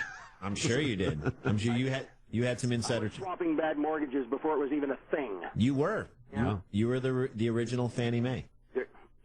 Yes. All right, listen, Mr. Sheen. Were there any other movies? Charlie, were there any other movies where you were juiced up in? Well, if I'm going to be totally honest, in Platoon, I did drop a couple of tabs. Okay. Of what? Well, what do you think? Acid. Yes. Hello. Not that there wasn't a lingering hangover acid trip from my time in the Philippines with Dad. All right, well, did you... Only about 12, and Dennis Hopper was passing me pagefuls of the stuff, but I had to rejuice for Platoon so that I could be in the moment in Vietnam on the Da Nang. Now, are you talking about for the movie Platoon, or were you just... Because I imagine that at times you would just go over and just become a part of a platoon over there. No, I actually did. I joined one of the, Al-Qaeda, pre-Al-Qaeda terrorist groups in the Philippines, Al-Ayaba. Wait a second. Yeah, they were totally awesome, man. They were great guys. They get a really bad rap in the media, of course, because the medias are trolls. These guys are trying to lift their people. And at the time, they were fighting against Corazon Aquino and her shoe collection. I totally got it. I was on board. Okay. I don't know if she... Rebellion. I don't know if she... political for you guys. I know this is a sports talk show. It is a sports talk show. Well, all right. Well, even though it is a sports talk show, I guess a lot of people want to know what's next for you. Now that the tour's over, what else you got in your hopper? Well, of course, the little square box known as the boob tube, which I reinvented every night, every week, carrying John Cryer on my shoulders. You did? That I would say you probably did. Yeah. I mean, I'm not going to give you credit for that. Well, he's a lightweight, so it's pretty easy. Okay. I mean that in every sense of the word. But no, I am working on a new show. It's called DJ Charlie in Charge. It's sort of a hybrid of DJ Jazzy Jeff and the Fresh Prince of Bel-Air with Willie Ames from the Scott Baio Show. We're going to get him back out of retirement. Sure. By the way, you know that conquer it. Jazzy Jeff had nothing to do with the Fresh Prince of Bel-Air. Maybe the show would still be on. All right, that's a good point. Think of that. Maybe they actually would have had good ratings like I did on 2.5 Men before they brought in Ashton Butcher. Well, wait a second. Whoa. Hang on now. Wow. Is it? Now, if you saw the name Butcher, that's what I call him. I'm sorry. I have a question for you. He's cutting out my jugular right in front of me. No, you mispronounced Kutcher to Butcher. So I have a question for you. If you were faced with a first name of Connor, how would you pronounce that? Connor? Yeah. I pronounce it Connor. There it is. Thank you. Sheen on board. Have I answered some ancient mystical rhyme and riddle that you've been trying to solve? Well, no, it's actually what we found out is it's not Connor. It's Connor. Connor. Connor. Oh, that's what that was about. When I was on hold waiting to come on, I was a little bit out of it, of course. That's okay. Now, do you consider yourself to be in good shape right now? I mean, I've seen you, and it looks like you've aged about 30 years. Well, I'm a little dehydrated. Why are you dehydrated? You know it's important for you to hydrate. Well, because of the succubus. He's been sucking the lifeblood, the very serum that provides me with my Adonis DNA. Okay. I got a giant straw coming in my ear and just sucking it out. All right. I'm trying to replenish. I'm trying to rejuvenate. That's part of the reason I'm here, to jump in the river of Sklar. Okay, you're in it. You're bathing in it. Now the question is, you're going to be on the Comedy Central roast on the 19th of September, which is the same night that the 2.5 Men with Ashton Kutcher, you call him the Butcher. Was that a calculated move? Of course it was calculated. Of course. Everything I do is a complete calculation. It's like I'm a calculus teacher. I'm a professor teaching everybody in America where their eyes should be tuned into. And on that night, there's no doubt their eyes will be on Comedy Central, not on Central BS Network. And I can't say that. I know. I held myself back. You did, but I didn't let the free floating rhymes and rhythms of the genius that is me, the Tiger Blood. Oh, by the way, another announcement: Tiger Woods and I, two tigers, two Adonises of the industry, will be out on the road doing our own show. Wow. Yeah, that's right. That's amazing. You guys. Right. We both left our respective fields at the height of our powers, and now two tiger-blooded geniuses will be out entertaining the troops in Afghanistan. I love it. I can't think of a better thing. Charlie Sheen, thank you for coming on the show with us. Good luck with DJ Jazzy Jeff and the Fresh Prince of being in charge. Of being in charge, that's yes. what it is. And good luck with the Comedy Central roast. And stay off the steroids. It's not good for you. It's not good for the mood swings. It's not good for your back knee. Yeah, you don't need more drugs inside of you. And 79 to 84 is not a big jump. All right, we're going to take a little break here, finish up the end of the hour. This is Cults. Yes. Love these guys. And we'll be back, finish up the hour strong, and then in hour 3, Sean Phillips. Sklar Brothers filling in for Jim Rome on the Premier Radio Networks. You're listening to The Jim Rome Show.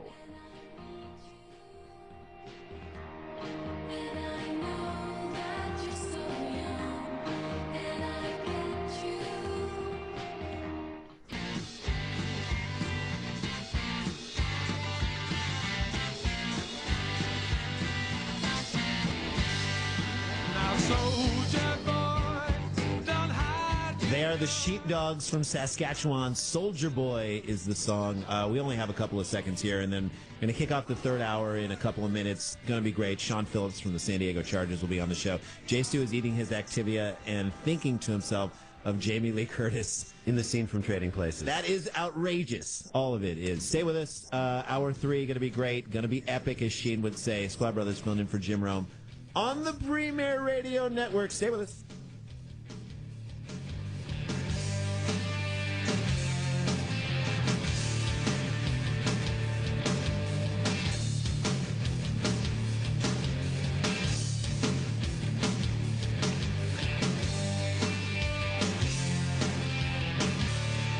We can do it in 1 hour. We can do it.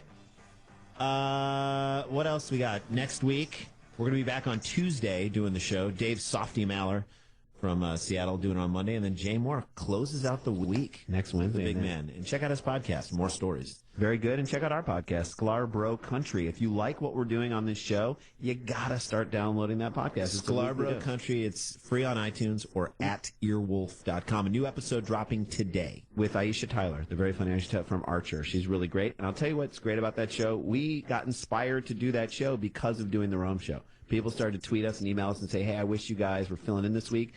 Sklones and clones, if you like, Jay Moore did our show. He was around episode 40. Yeah, go back in the back catalog. It's all there. Jay Stu and Kyle Brand did it. Check those shows out, and that'll be your way in. I want to talk about this crazy thing that happened in Russian women's soccer. Because I know what huge soccer fans there are out there. And now make it about Russian women. And you know what? This is really not a soccer story. It's more about a uniform story. Sergei Fedorov's dream has finally come true, Randy. Anna Kournikova dumped Enrique Iglesias. No! The patent came through on his new organic oven cleaning product, Fedorov. Nope.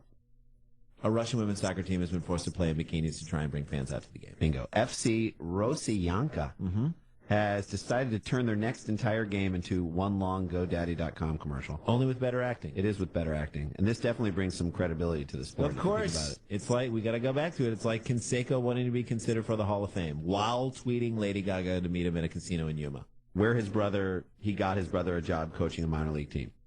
After sending his brother to fight in a boxing match in his place at a Hard Rock Cafe. Thank you, Jim Rome, for name-checking us when he did that take. I love that. It's great that we are not the Cansecos. The Sklar Brothers are not the Cansecos in any way, shape, or form. We appreciate that. Hard to take him seriously.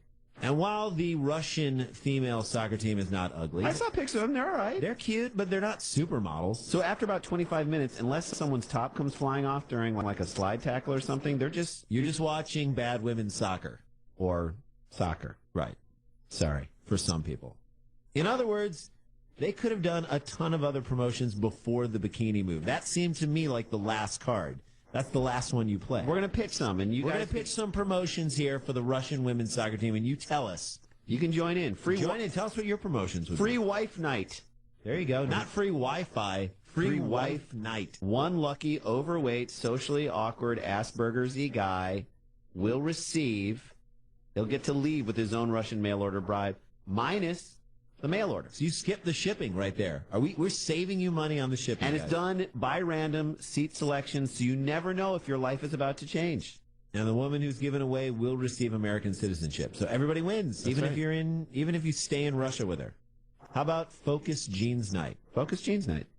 At halftime, the mascot will shoot Levi's jeans out of a T-shirt cannon from inside of the trunk of a Ford Focus. Yeah. At midfield. Even though Russia is technically an open society, I feel like it's closing a little bit every day, Jay. I think jeans are still at a premium. Jeans are still at a premium in Russia, let's be honest, all right? I mean, who wouldn't show up to watch the ladies kick it out?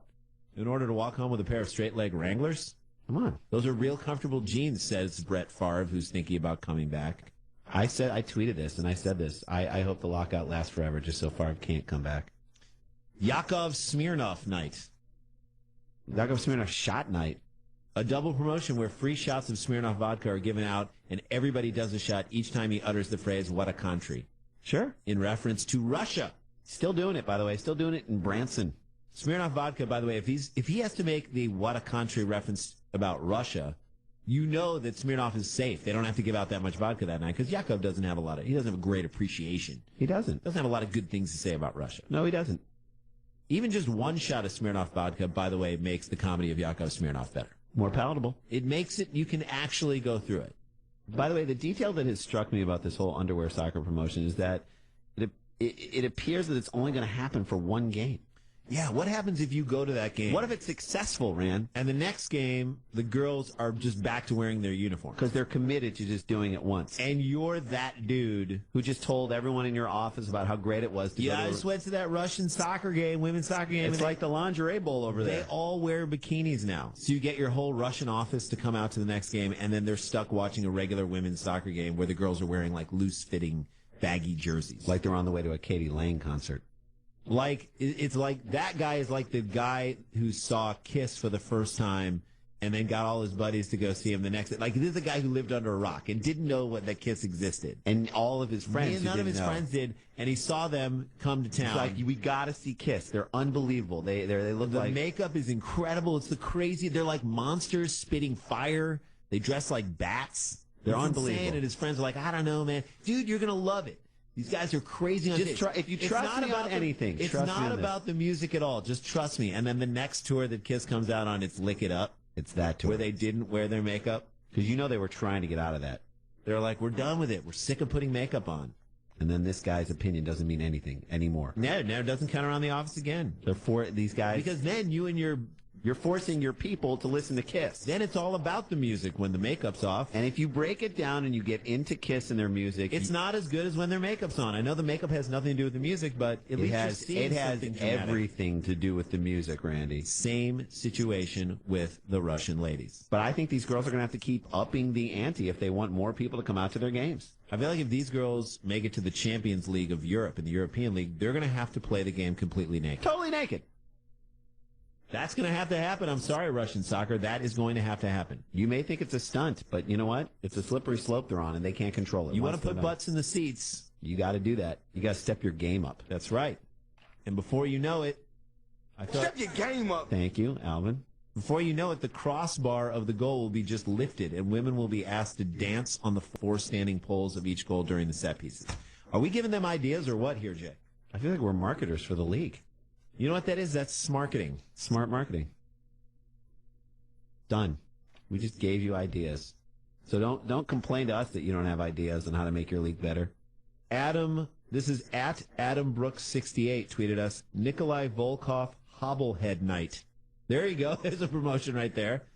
Someone who had the brain claw. Mm-hmm. Yeah, I'll take that. Agree with it. C. Comer, at C. Comer, or at C. Comer. No, it's not Comer, it's Comer. It's Conor. C-O-N-N-O-R. C. Comer 14 said, at Sklar Brothers, half of the D&D fans are now interested in Russian women's soccer. All right. He's right. Don't blame them. I don't think anyone plays D&D, by the way, anymore. I think that's gone. I think it's Halo now. You know what I loved? And I'm just going to tell you, I loved when the Terminator movies were made into that series on TV, the Sarah Connor Chronicles. No, Connor. Excuse me, Sarah Connor Chronicles. Sorry, it's just so easy when you have a double N and an O. It's so easy to assume that it's a long O. It's Connor. C-O-N-N-O-R. Do you want my take or what? Do you want my take or what? He is a Bruce McCullough character from Kids the in the greatest Hall. Bruce McCullough character I've ever heard. Dear Sklark Paul Gosler, the Ivan Drago or Ivan Drago promotion. Deron Williams. Deron Williams. The Ivan Drago promotion. It's when Americans that are half their size come over and kick their ass. Lee in Vancouver. I must break you. Connor versus Connor. No, Connor. Scholars, you guys are missing it. How else would a Canadian family with their ridiculous accents pronounce the name of their son? Their son? Their son. Dear son. Dear Sklarly and the Malted Hops. What's the big deal with a Smirnoff promo at a sporting event? We call that Thursday. Regards, Tony La Russa and Miguel Cabrera. What's wrong with taking a nap at a traffic light? Why is that suddenly a problem? You get tired and you're seeing lights. Driving is hard, you guys. Especially at night. Come on. We've had some guys on the line for a while. I don't want to drudge back up this whole Canada thing. But let's see if we can get somebody to weigh in maybe on the Connor thing. Dante in Bellingham, Washington. You've been around. You've been on the line for a while. We appreciate that. Long enough to get a tumor. Well, I'm sorry. I apologize for that. Folks, it's Connor. It's no tumor. problem. It's Tomer. It's Tomer. How are you, man? What's happening? What's your beef? I'm doing well. And I'm going to drag up this whole Vancouver thing again. I'm so sorry. I live in Bellingham, Washington. It's about 44 miles south of Vancouver. Mm-hmm. And I think if we let Charlie Sheen loose on BC, the rest of Canada would applaud. You think so? Yeah, if we just took him in as the 51st state. But what is your beef with Vancouver? Only because you feel like it's pretentious, but, I mean, it is a nice city. Am I wrong or no?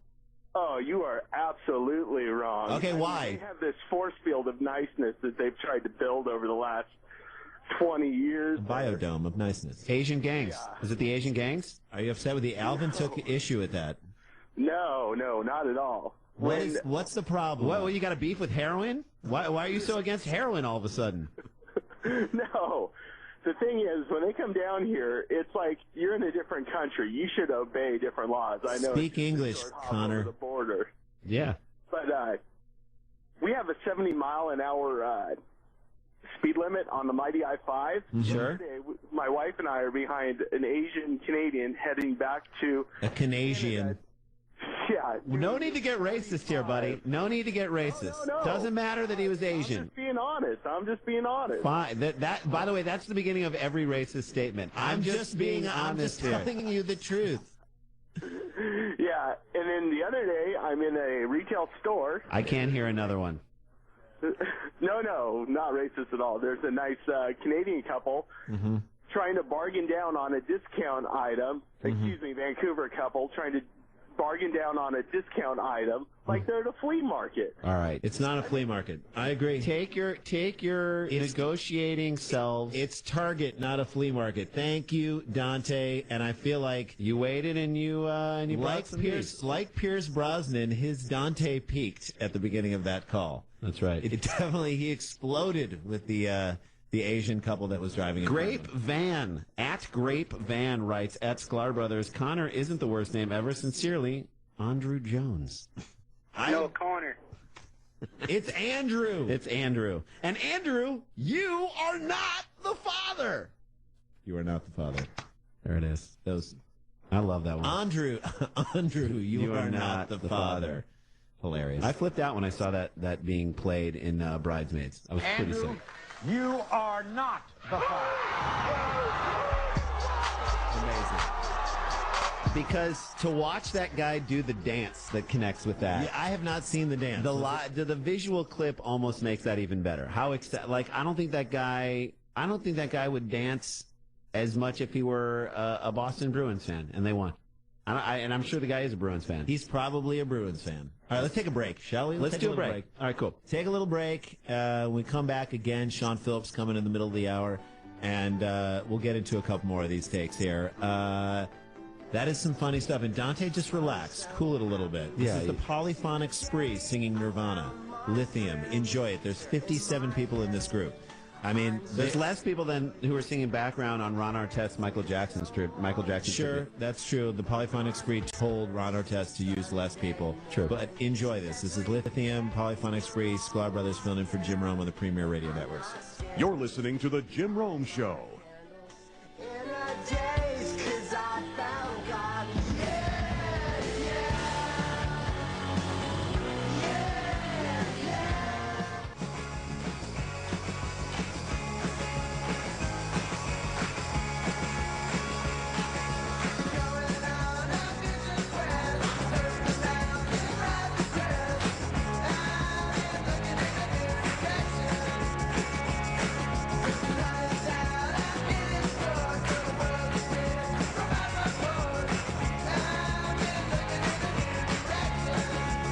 Black Lips, New Direction. Love that. We told Jay Stu this is the song you're going to download out of the ones that we brought you today. This is Get Loose. They had a great first album, and then this one, or maybe this is their second or third album, but they really nailed it on this album. New Direction, great song, The Black Lips. We got some emails, got some great tweets, and then Alvy's whipped up a little something for us. This is a FedEx Lynch wrote, at Sklar Brothers, I got kicked out of a strip club in Canada because the dancer gave me a raging boner. Corner. No, Connor. Sean Connery. That's the subject. Sklar Bros, who's your favorite James Bond 07 actor, Roger Moore or Sean Connery? No, Connor. Hayes in the 560. It's just instant classic. Brother Sklar, you want my take or what? Do you want my take or what? You want my take or what? Do you want my take or what? Best Bruce McCullough character ever. The front man for Polyphonic Spree is a nut. They are the only band alive that can take a hard song like Lithium and turn it into a positive, uplifting sing-along. Nick in the 502. War the Sklars coming to Louisville. We will come back to Louisville. We were there, did shows at the Improv, and we will come back. Went to the Louisville Slugger Museum. I hit with David Wright's bat. He hit with Jeter's bat. And he can't get hits anymore either.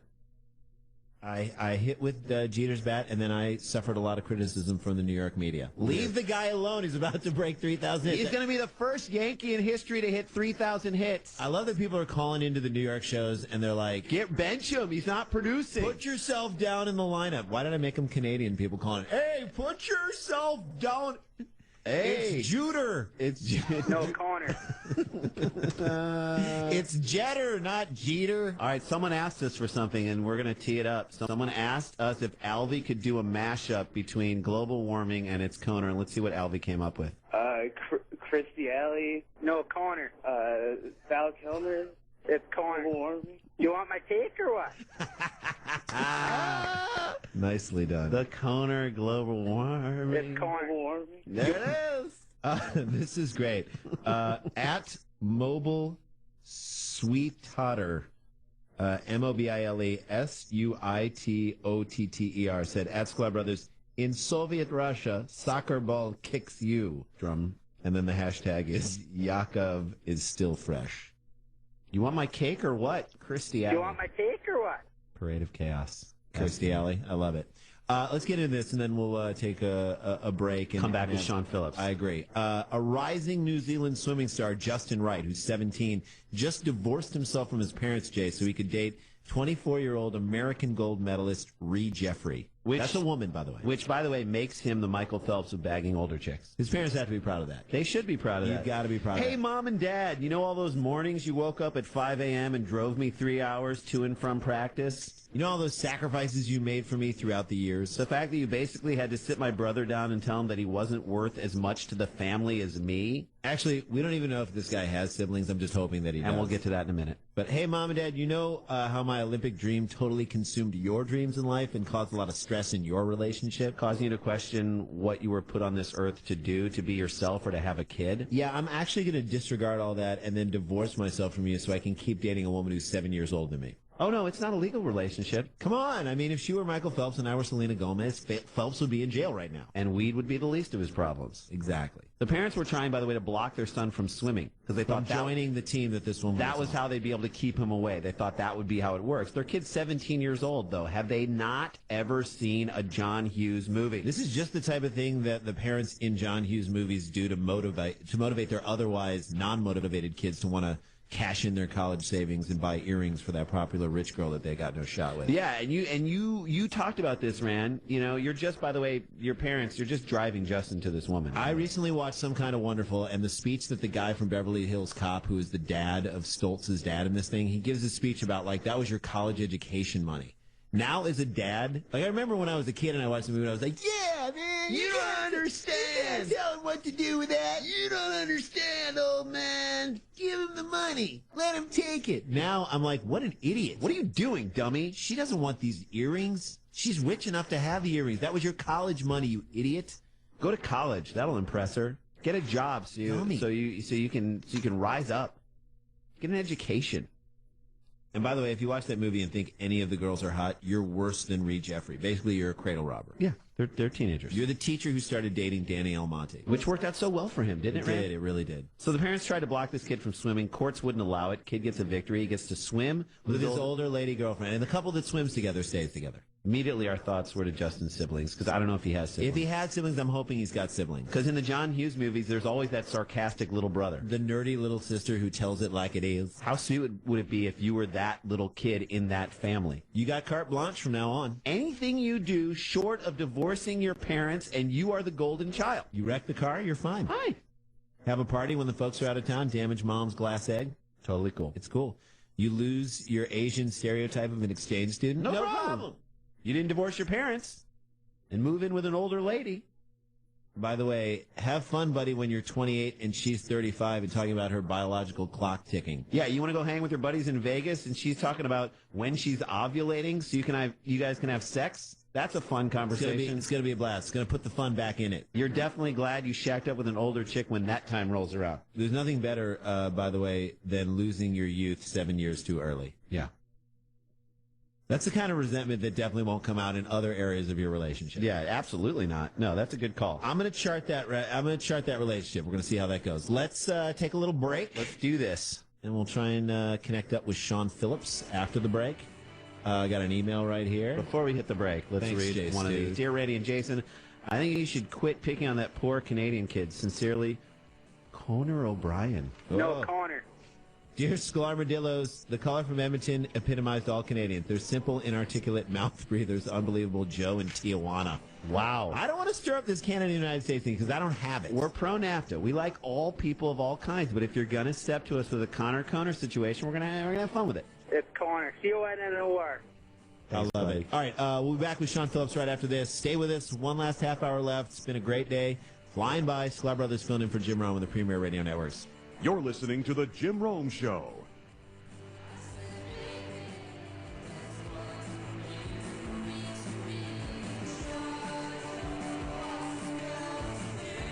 Sklar on Premier Radio Networks. All right, we're back. Only a half hour left. Rocking it out in the show. Good show thus far today. Really enjoyed it. We'll be back on Tuesday.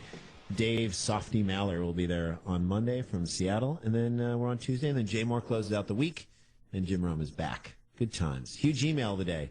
Today's huge email of the day is brought to you by Valvoline Next Gen. Valvoline Next Gen.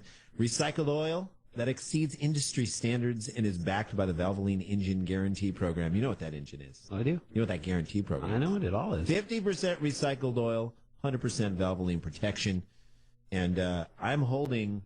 The big email of the day. This one made me laugh. And again, it has to deal with Conor. Sklar Brothers, who's your favorite James Bond 07 actor, Roger Moore or Sean Connery?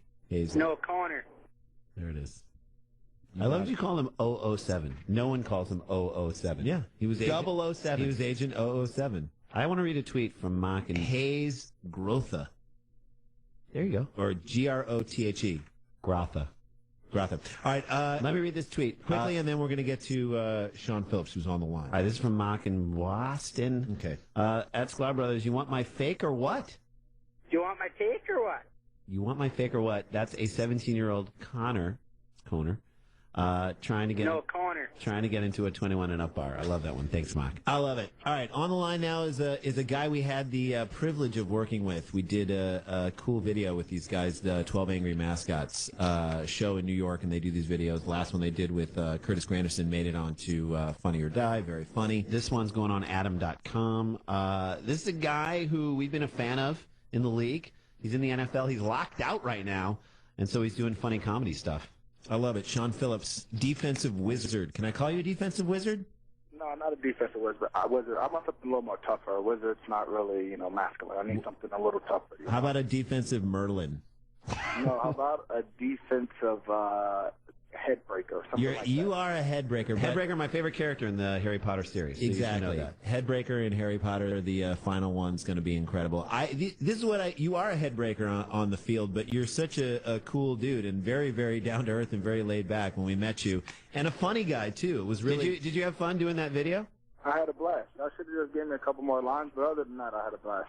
He wants more lines. He wants more lines. Give him more lines. I like that you guys get to be yourself, Like, that's what I like. I want to be myself more, Well, and you are a nice guy. Is it hard to turn that off when you get on the field and you just want to... Are you a trash talker when you hit the field and it gets mean? Well, considering ESPN just voted me, one of the top trash talkers in the league, I mean, I do talk a little bit, but I talk for fun, though. I don't talk like, hey, I'm going to take your sister out on a date type stuff. I don't, or like I saw your sister last night. I don't say stuff like that. Well, are there things that are taboo you don't cross the line? I mean, without getting too graphic here on the show, but are there things that you're like, ooh, you don't say that? Well, for me, I like to say things that are like correct. I don't like to make things up. Like if someone, if you're not good enough to be on my team, I'll tell you, you wouldn't even make our team, bro.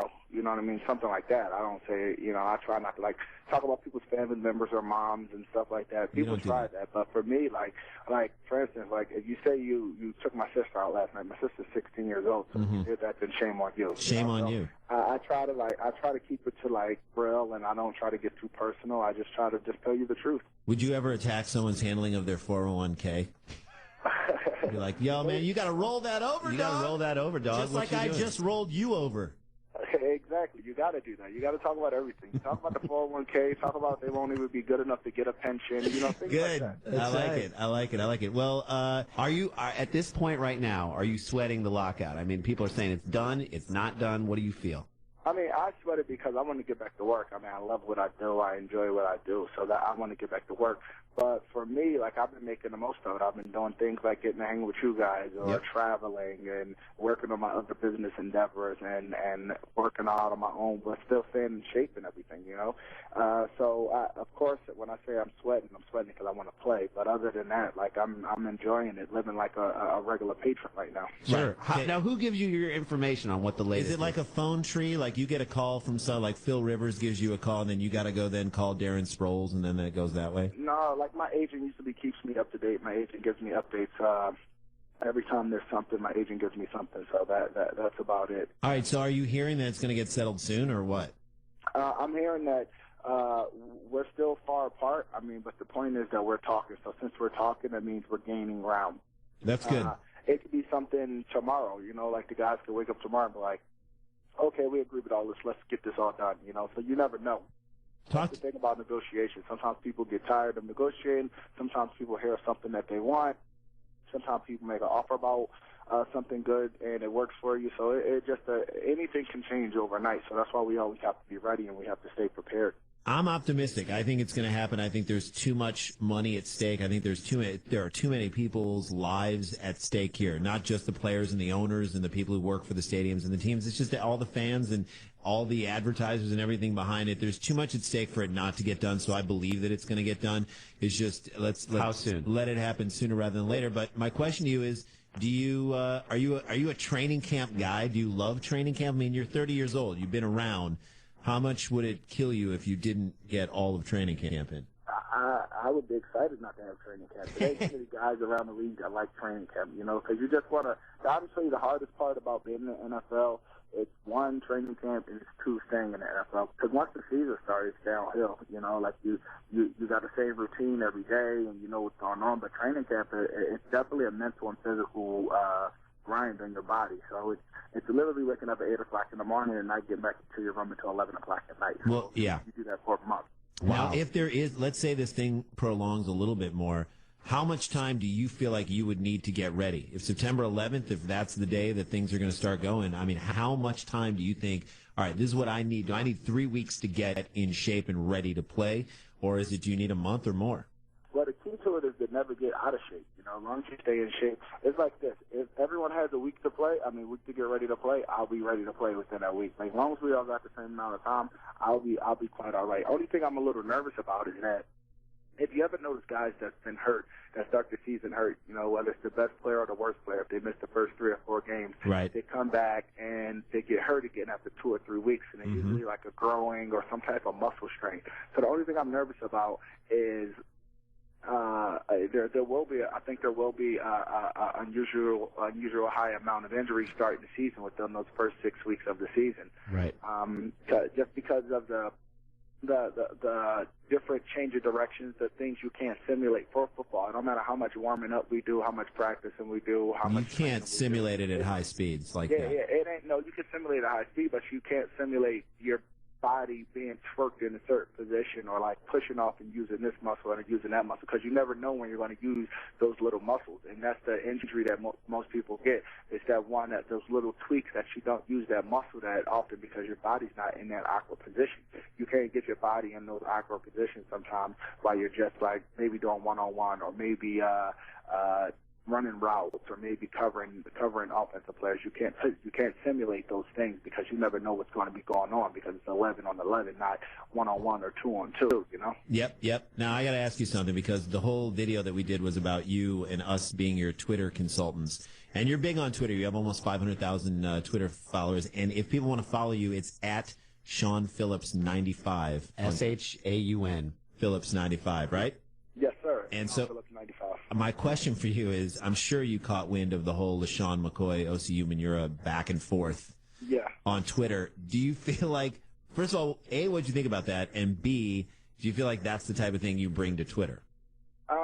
Not at all. I mean, I call it being a Twitter thug. You know, like I don't believe in being a Twitter thug. Like if me and you have a problem, if we really had a problem, we could either talk about it on the phone or we'll talk about it when we see each other. Ain't no sense in putting it on the national stage for everyone to see. You know, like what are they gonna do? Get in a fight? What are they gonna do? Like you can't do those things. Aren't gonna happen. You know, we're in the NFL. Like we're gonna be like, oh, you know, OCU Manura and LaShawn McCoy getting a fight off the field. Like for what? Like, you know what I mean? We're adults. We're way too old to be getting in fights. That's right. We're way too old to be being Twitter thugs. So and that's what Umanura called him. He said you were, and to be fair, LaShawn McCoy was the one who was on Twitter and tweeting all this stuff. Umanura was not on Twitter, so it was coming from one place, and he called him a Twitter thug, or, you know, don't bring that stuff there. And so I tend to agree with you, although it does make for great drama. It's kind of, you know, it gets people following on Twitter. I'm sure Twitter loved it.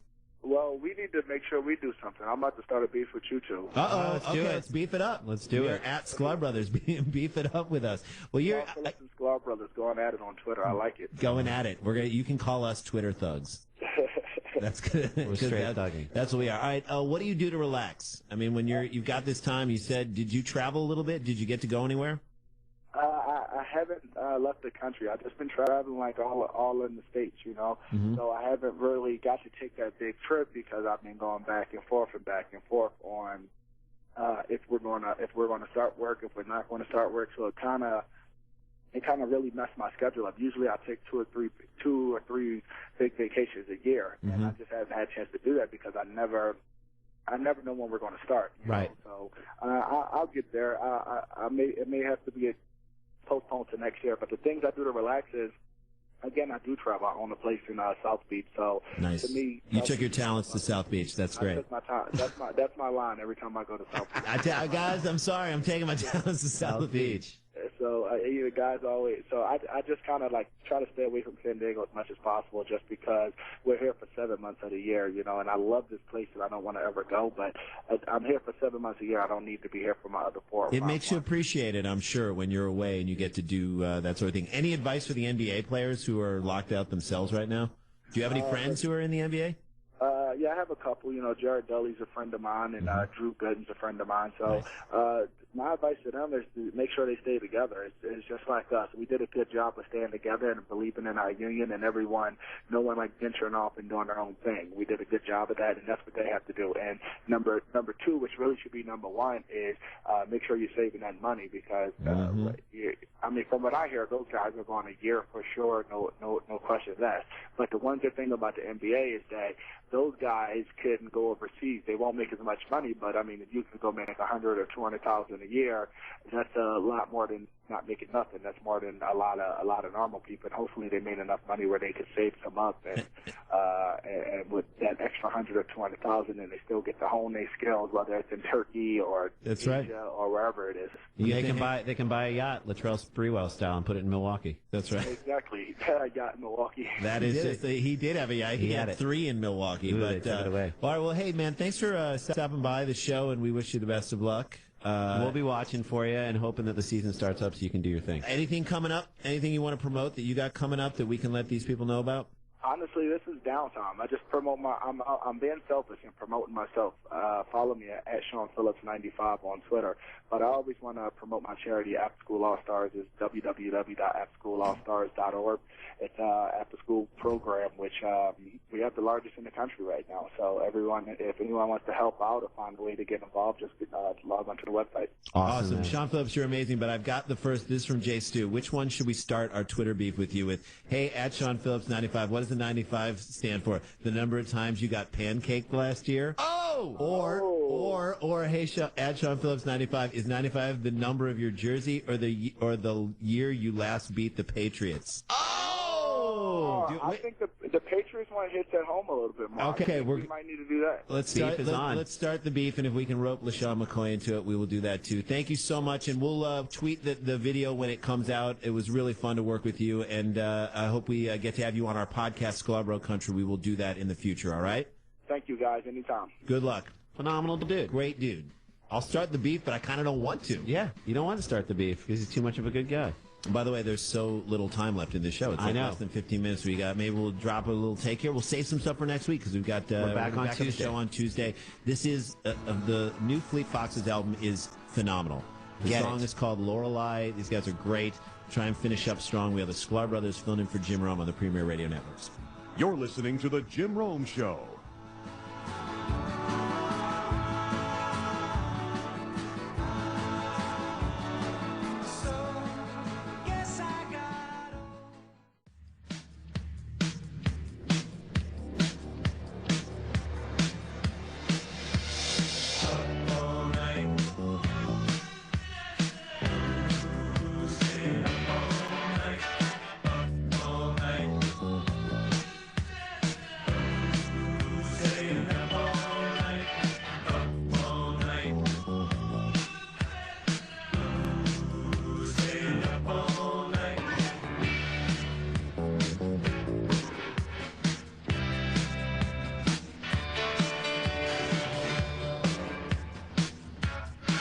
It's been a great day thus far today. We got about 4 or 5 minutes left. Good times, Sklones. We had a blast. We'll be back on Tuesday to do it again.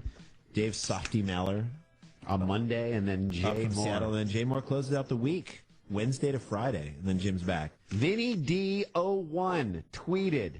That's at Vinny D01. Just printed a blank piece of paper. Time to change the ink toner. No, Connor.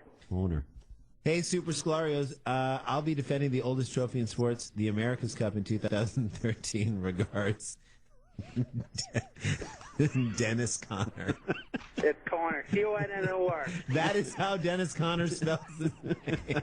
Paul Peterson. I'm going to take out who won the big email. Sadly. Huge email. I'm giving that back to you. We did a recount. Guys, so will this newly emancipated kid be moving to a Kirk Van Houten-esque bachelor pad and partied up with other divorced kids? I don't know. John Hughes, hey, Andre in Ottawa. Hey, Sklar Brothers, I'm John Hughes, Greatest Creation, signed Long Duck Dong, Lee in Vancouver. That's right. I want to read the huge text, and Jay, you got to find a huge tweet from our thing if you can, as you're doing it, because there were some great ones today, by the way. Today's huge text of the day brought to you by, again, Valvoline Next Gen. Valvoline Next Gen, recycled oil that exceeds industry standards. It is backed by the Valvoline Engine Guarantee Program. 50% recycled oil, 100% Valvoline protection. Not production. And both. It's production and protection. Here's Sean Phillips. We started the Twitter war. At Sean Phillips. This is not 95. Make it the big text. All right. If anyone runs into the Sklar Brothers, tell them I'm looking for them. They left their booster seats in my car. That's not fair. Zoom. I give that to him. He did try and drive my kids to soccer practice once. It was weird. So we left him in the car. That is a good one. Does he have riders? This guy's amazing. Brother Sklar, you want my take or what? Do you want my take or what? I was listening to Led Zeppelin, Houses of the Holy, and you can really hear John Bonham's. The Dennis Conner one is just drumming. Yeah, you can't really top the Dennis Conner one. Global Armageddon could have easily been avoided had Sarah Connor simply gone by Sarah Connor. I'm looking for Sarah Connor. You mean Connor? Connor. We got to tweet back one of those tweets to Phillips. We'll do the Patriots one. We'll do it. We'll make up our own one. We'll make up a new one. Twitter war on. It's on. It is on. We're going to make it up. It's on like radon shown. Jay, let people know where they can see us and catch us. By the way, guys, please, if you're in the San Francisco area, Oakland, San Jose, whatever, come out and check us live. It's a really fun show. We're doing shows at the Punchline in San Francisco, end of this month, 27th through the 30th. One on Wednesday, one on Thursday, 2 on Friday, 2 on Saturday. Come out. You will not be disappointed. It'll be a lot of fun. And then a couple weeks later, we're going to be at Wise Guys in Salt Lake City. It's our first time in Salt Lake doing shows. We're really excited. Come on down from anywhere close to there. We will hang. We will give you a Hardy Henderson and do our comedy, your style. And then in the fall, we have a bunch of dates. You can check us out and see our dates and get tickets for it at whosay.com/Sklar Brothers. WHOSAY.com/Sklar Brothers. And again, check out our podcast. Sklar Bro Country. Yeah. Go back and listen to the Jay Moore episode of that show. It was really fun. Yeah, it was great. And listen to the Kyle Brand and Jay Stu episode of the show. They did a fantastic job and offered some insights into the background of this show, too, that I really enjoyed. We just love it because they say that one of their favorite things in the world, they told us, was when people come on the show and correct us about their names. It's Connor. C-O-N-N-O-R. I love that. That's an instant classic. Every time we do this show, one thing kind of just hits, and then it becomes the thing that we live with. And I know that's one of the charms of this show, but I'm so happy that happened. Remember today. Burger Spread? Burger Spread. All right, let's get to the huge call today. Huge call today. I wonder who it's going to be. I think you guys know who it's going to be, although Sheen was epic. He was pretty epic. Today's huge call today is brought to you by 5 Hour Energy. 5 Hour Energy works for me. I've taken it, Jay, and it gives me the alert, energetic feeling. That is the truth. I believe in it. I need. It's packed with B vitamins and amino acids with no sugar and only 4 calories. 5 Hour Energy. It's small and portable, Jay. I love it because it doesn't fill you up. You just zip it and you're on your way. It'll fit in your briefcase, Jay. Or your gym bag. Or if you take your briefcase to the gym. Or, I'm going to say this, it'll fit in your fanny pack. Backpack or glove compartment. It's that small, it could fit in a fanny pack. Find out why people choose 5 Hour Energy over 7 million times a week. Visit 5hourenergy.com. That's the number, 5hourenergy.com for more information. Huge call of the day. Alvy, whip it up for us. Connor, what's happening, brother? This is Connor. Oh, hey, I thought it was Connor. You said Conor? No, Connor. Connor. Yeah. But it's spelled Connor. It's Connor. C-O-N-N-O-R. Oh, C-N-N-N-O-R. Oh, yeah. All right. Hey, are you heading up to a cottage, eh? Do you want my take or what? Hi, good show, dude. Insane. I loved it. A great day today, and we'll bring that back. I know we teased that we're going to get into LaToya Jackson and the indecent proposal with Mike Tyson, but we'll get to that on Tuesday. We're coming back. A reason for you guys to come back and check us on Tuesday. That is the beauty of that. Again, Tuesday, listen to us on the show. Thank you to Jim Rome for letting us come and do our thing. Thank you to Jay Stu, Alvin, David, Alan, and our buddy Peter Moses, who helped us research a bunch of this stuff. And have a great weekend. Enjoy the weekend, you guys. As we say on Sklar Bro Country, go punch a waterfall this weekend. And a Henderson to everyone who listens. We'll see you on Tuesday. Do you want my take or what?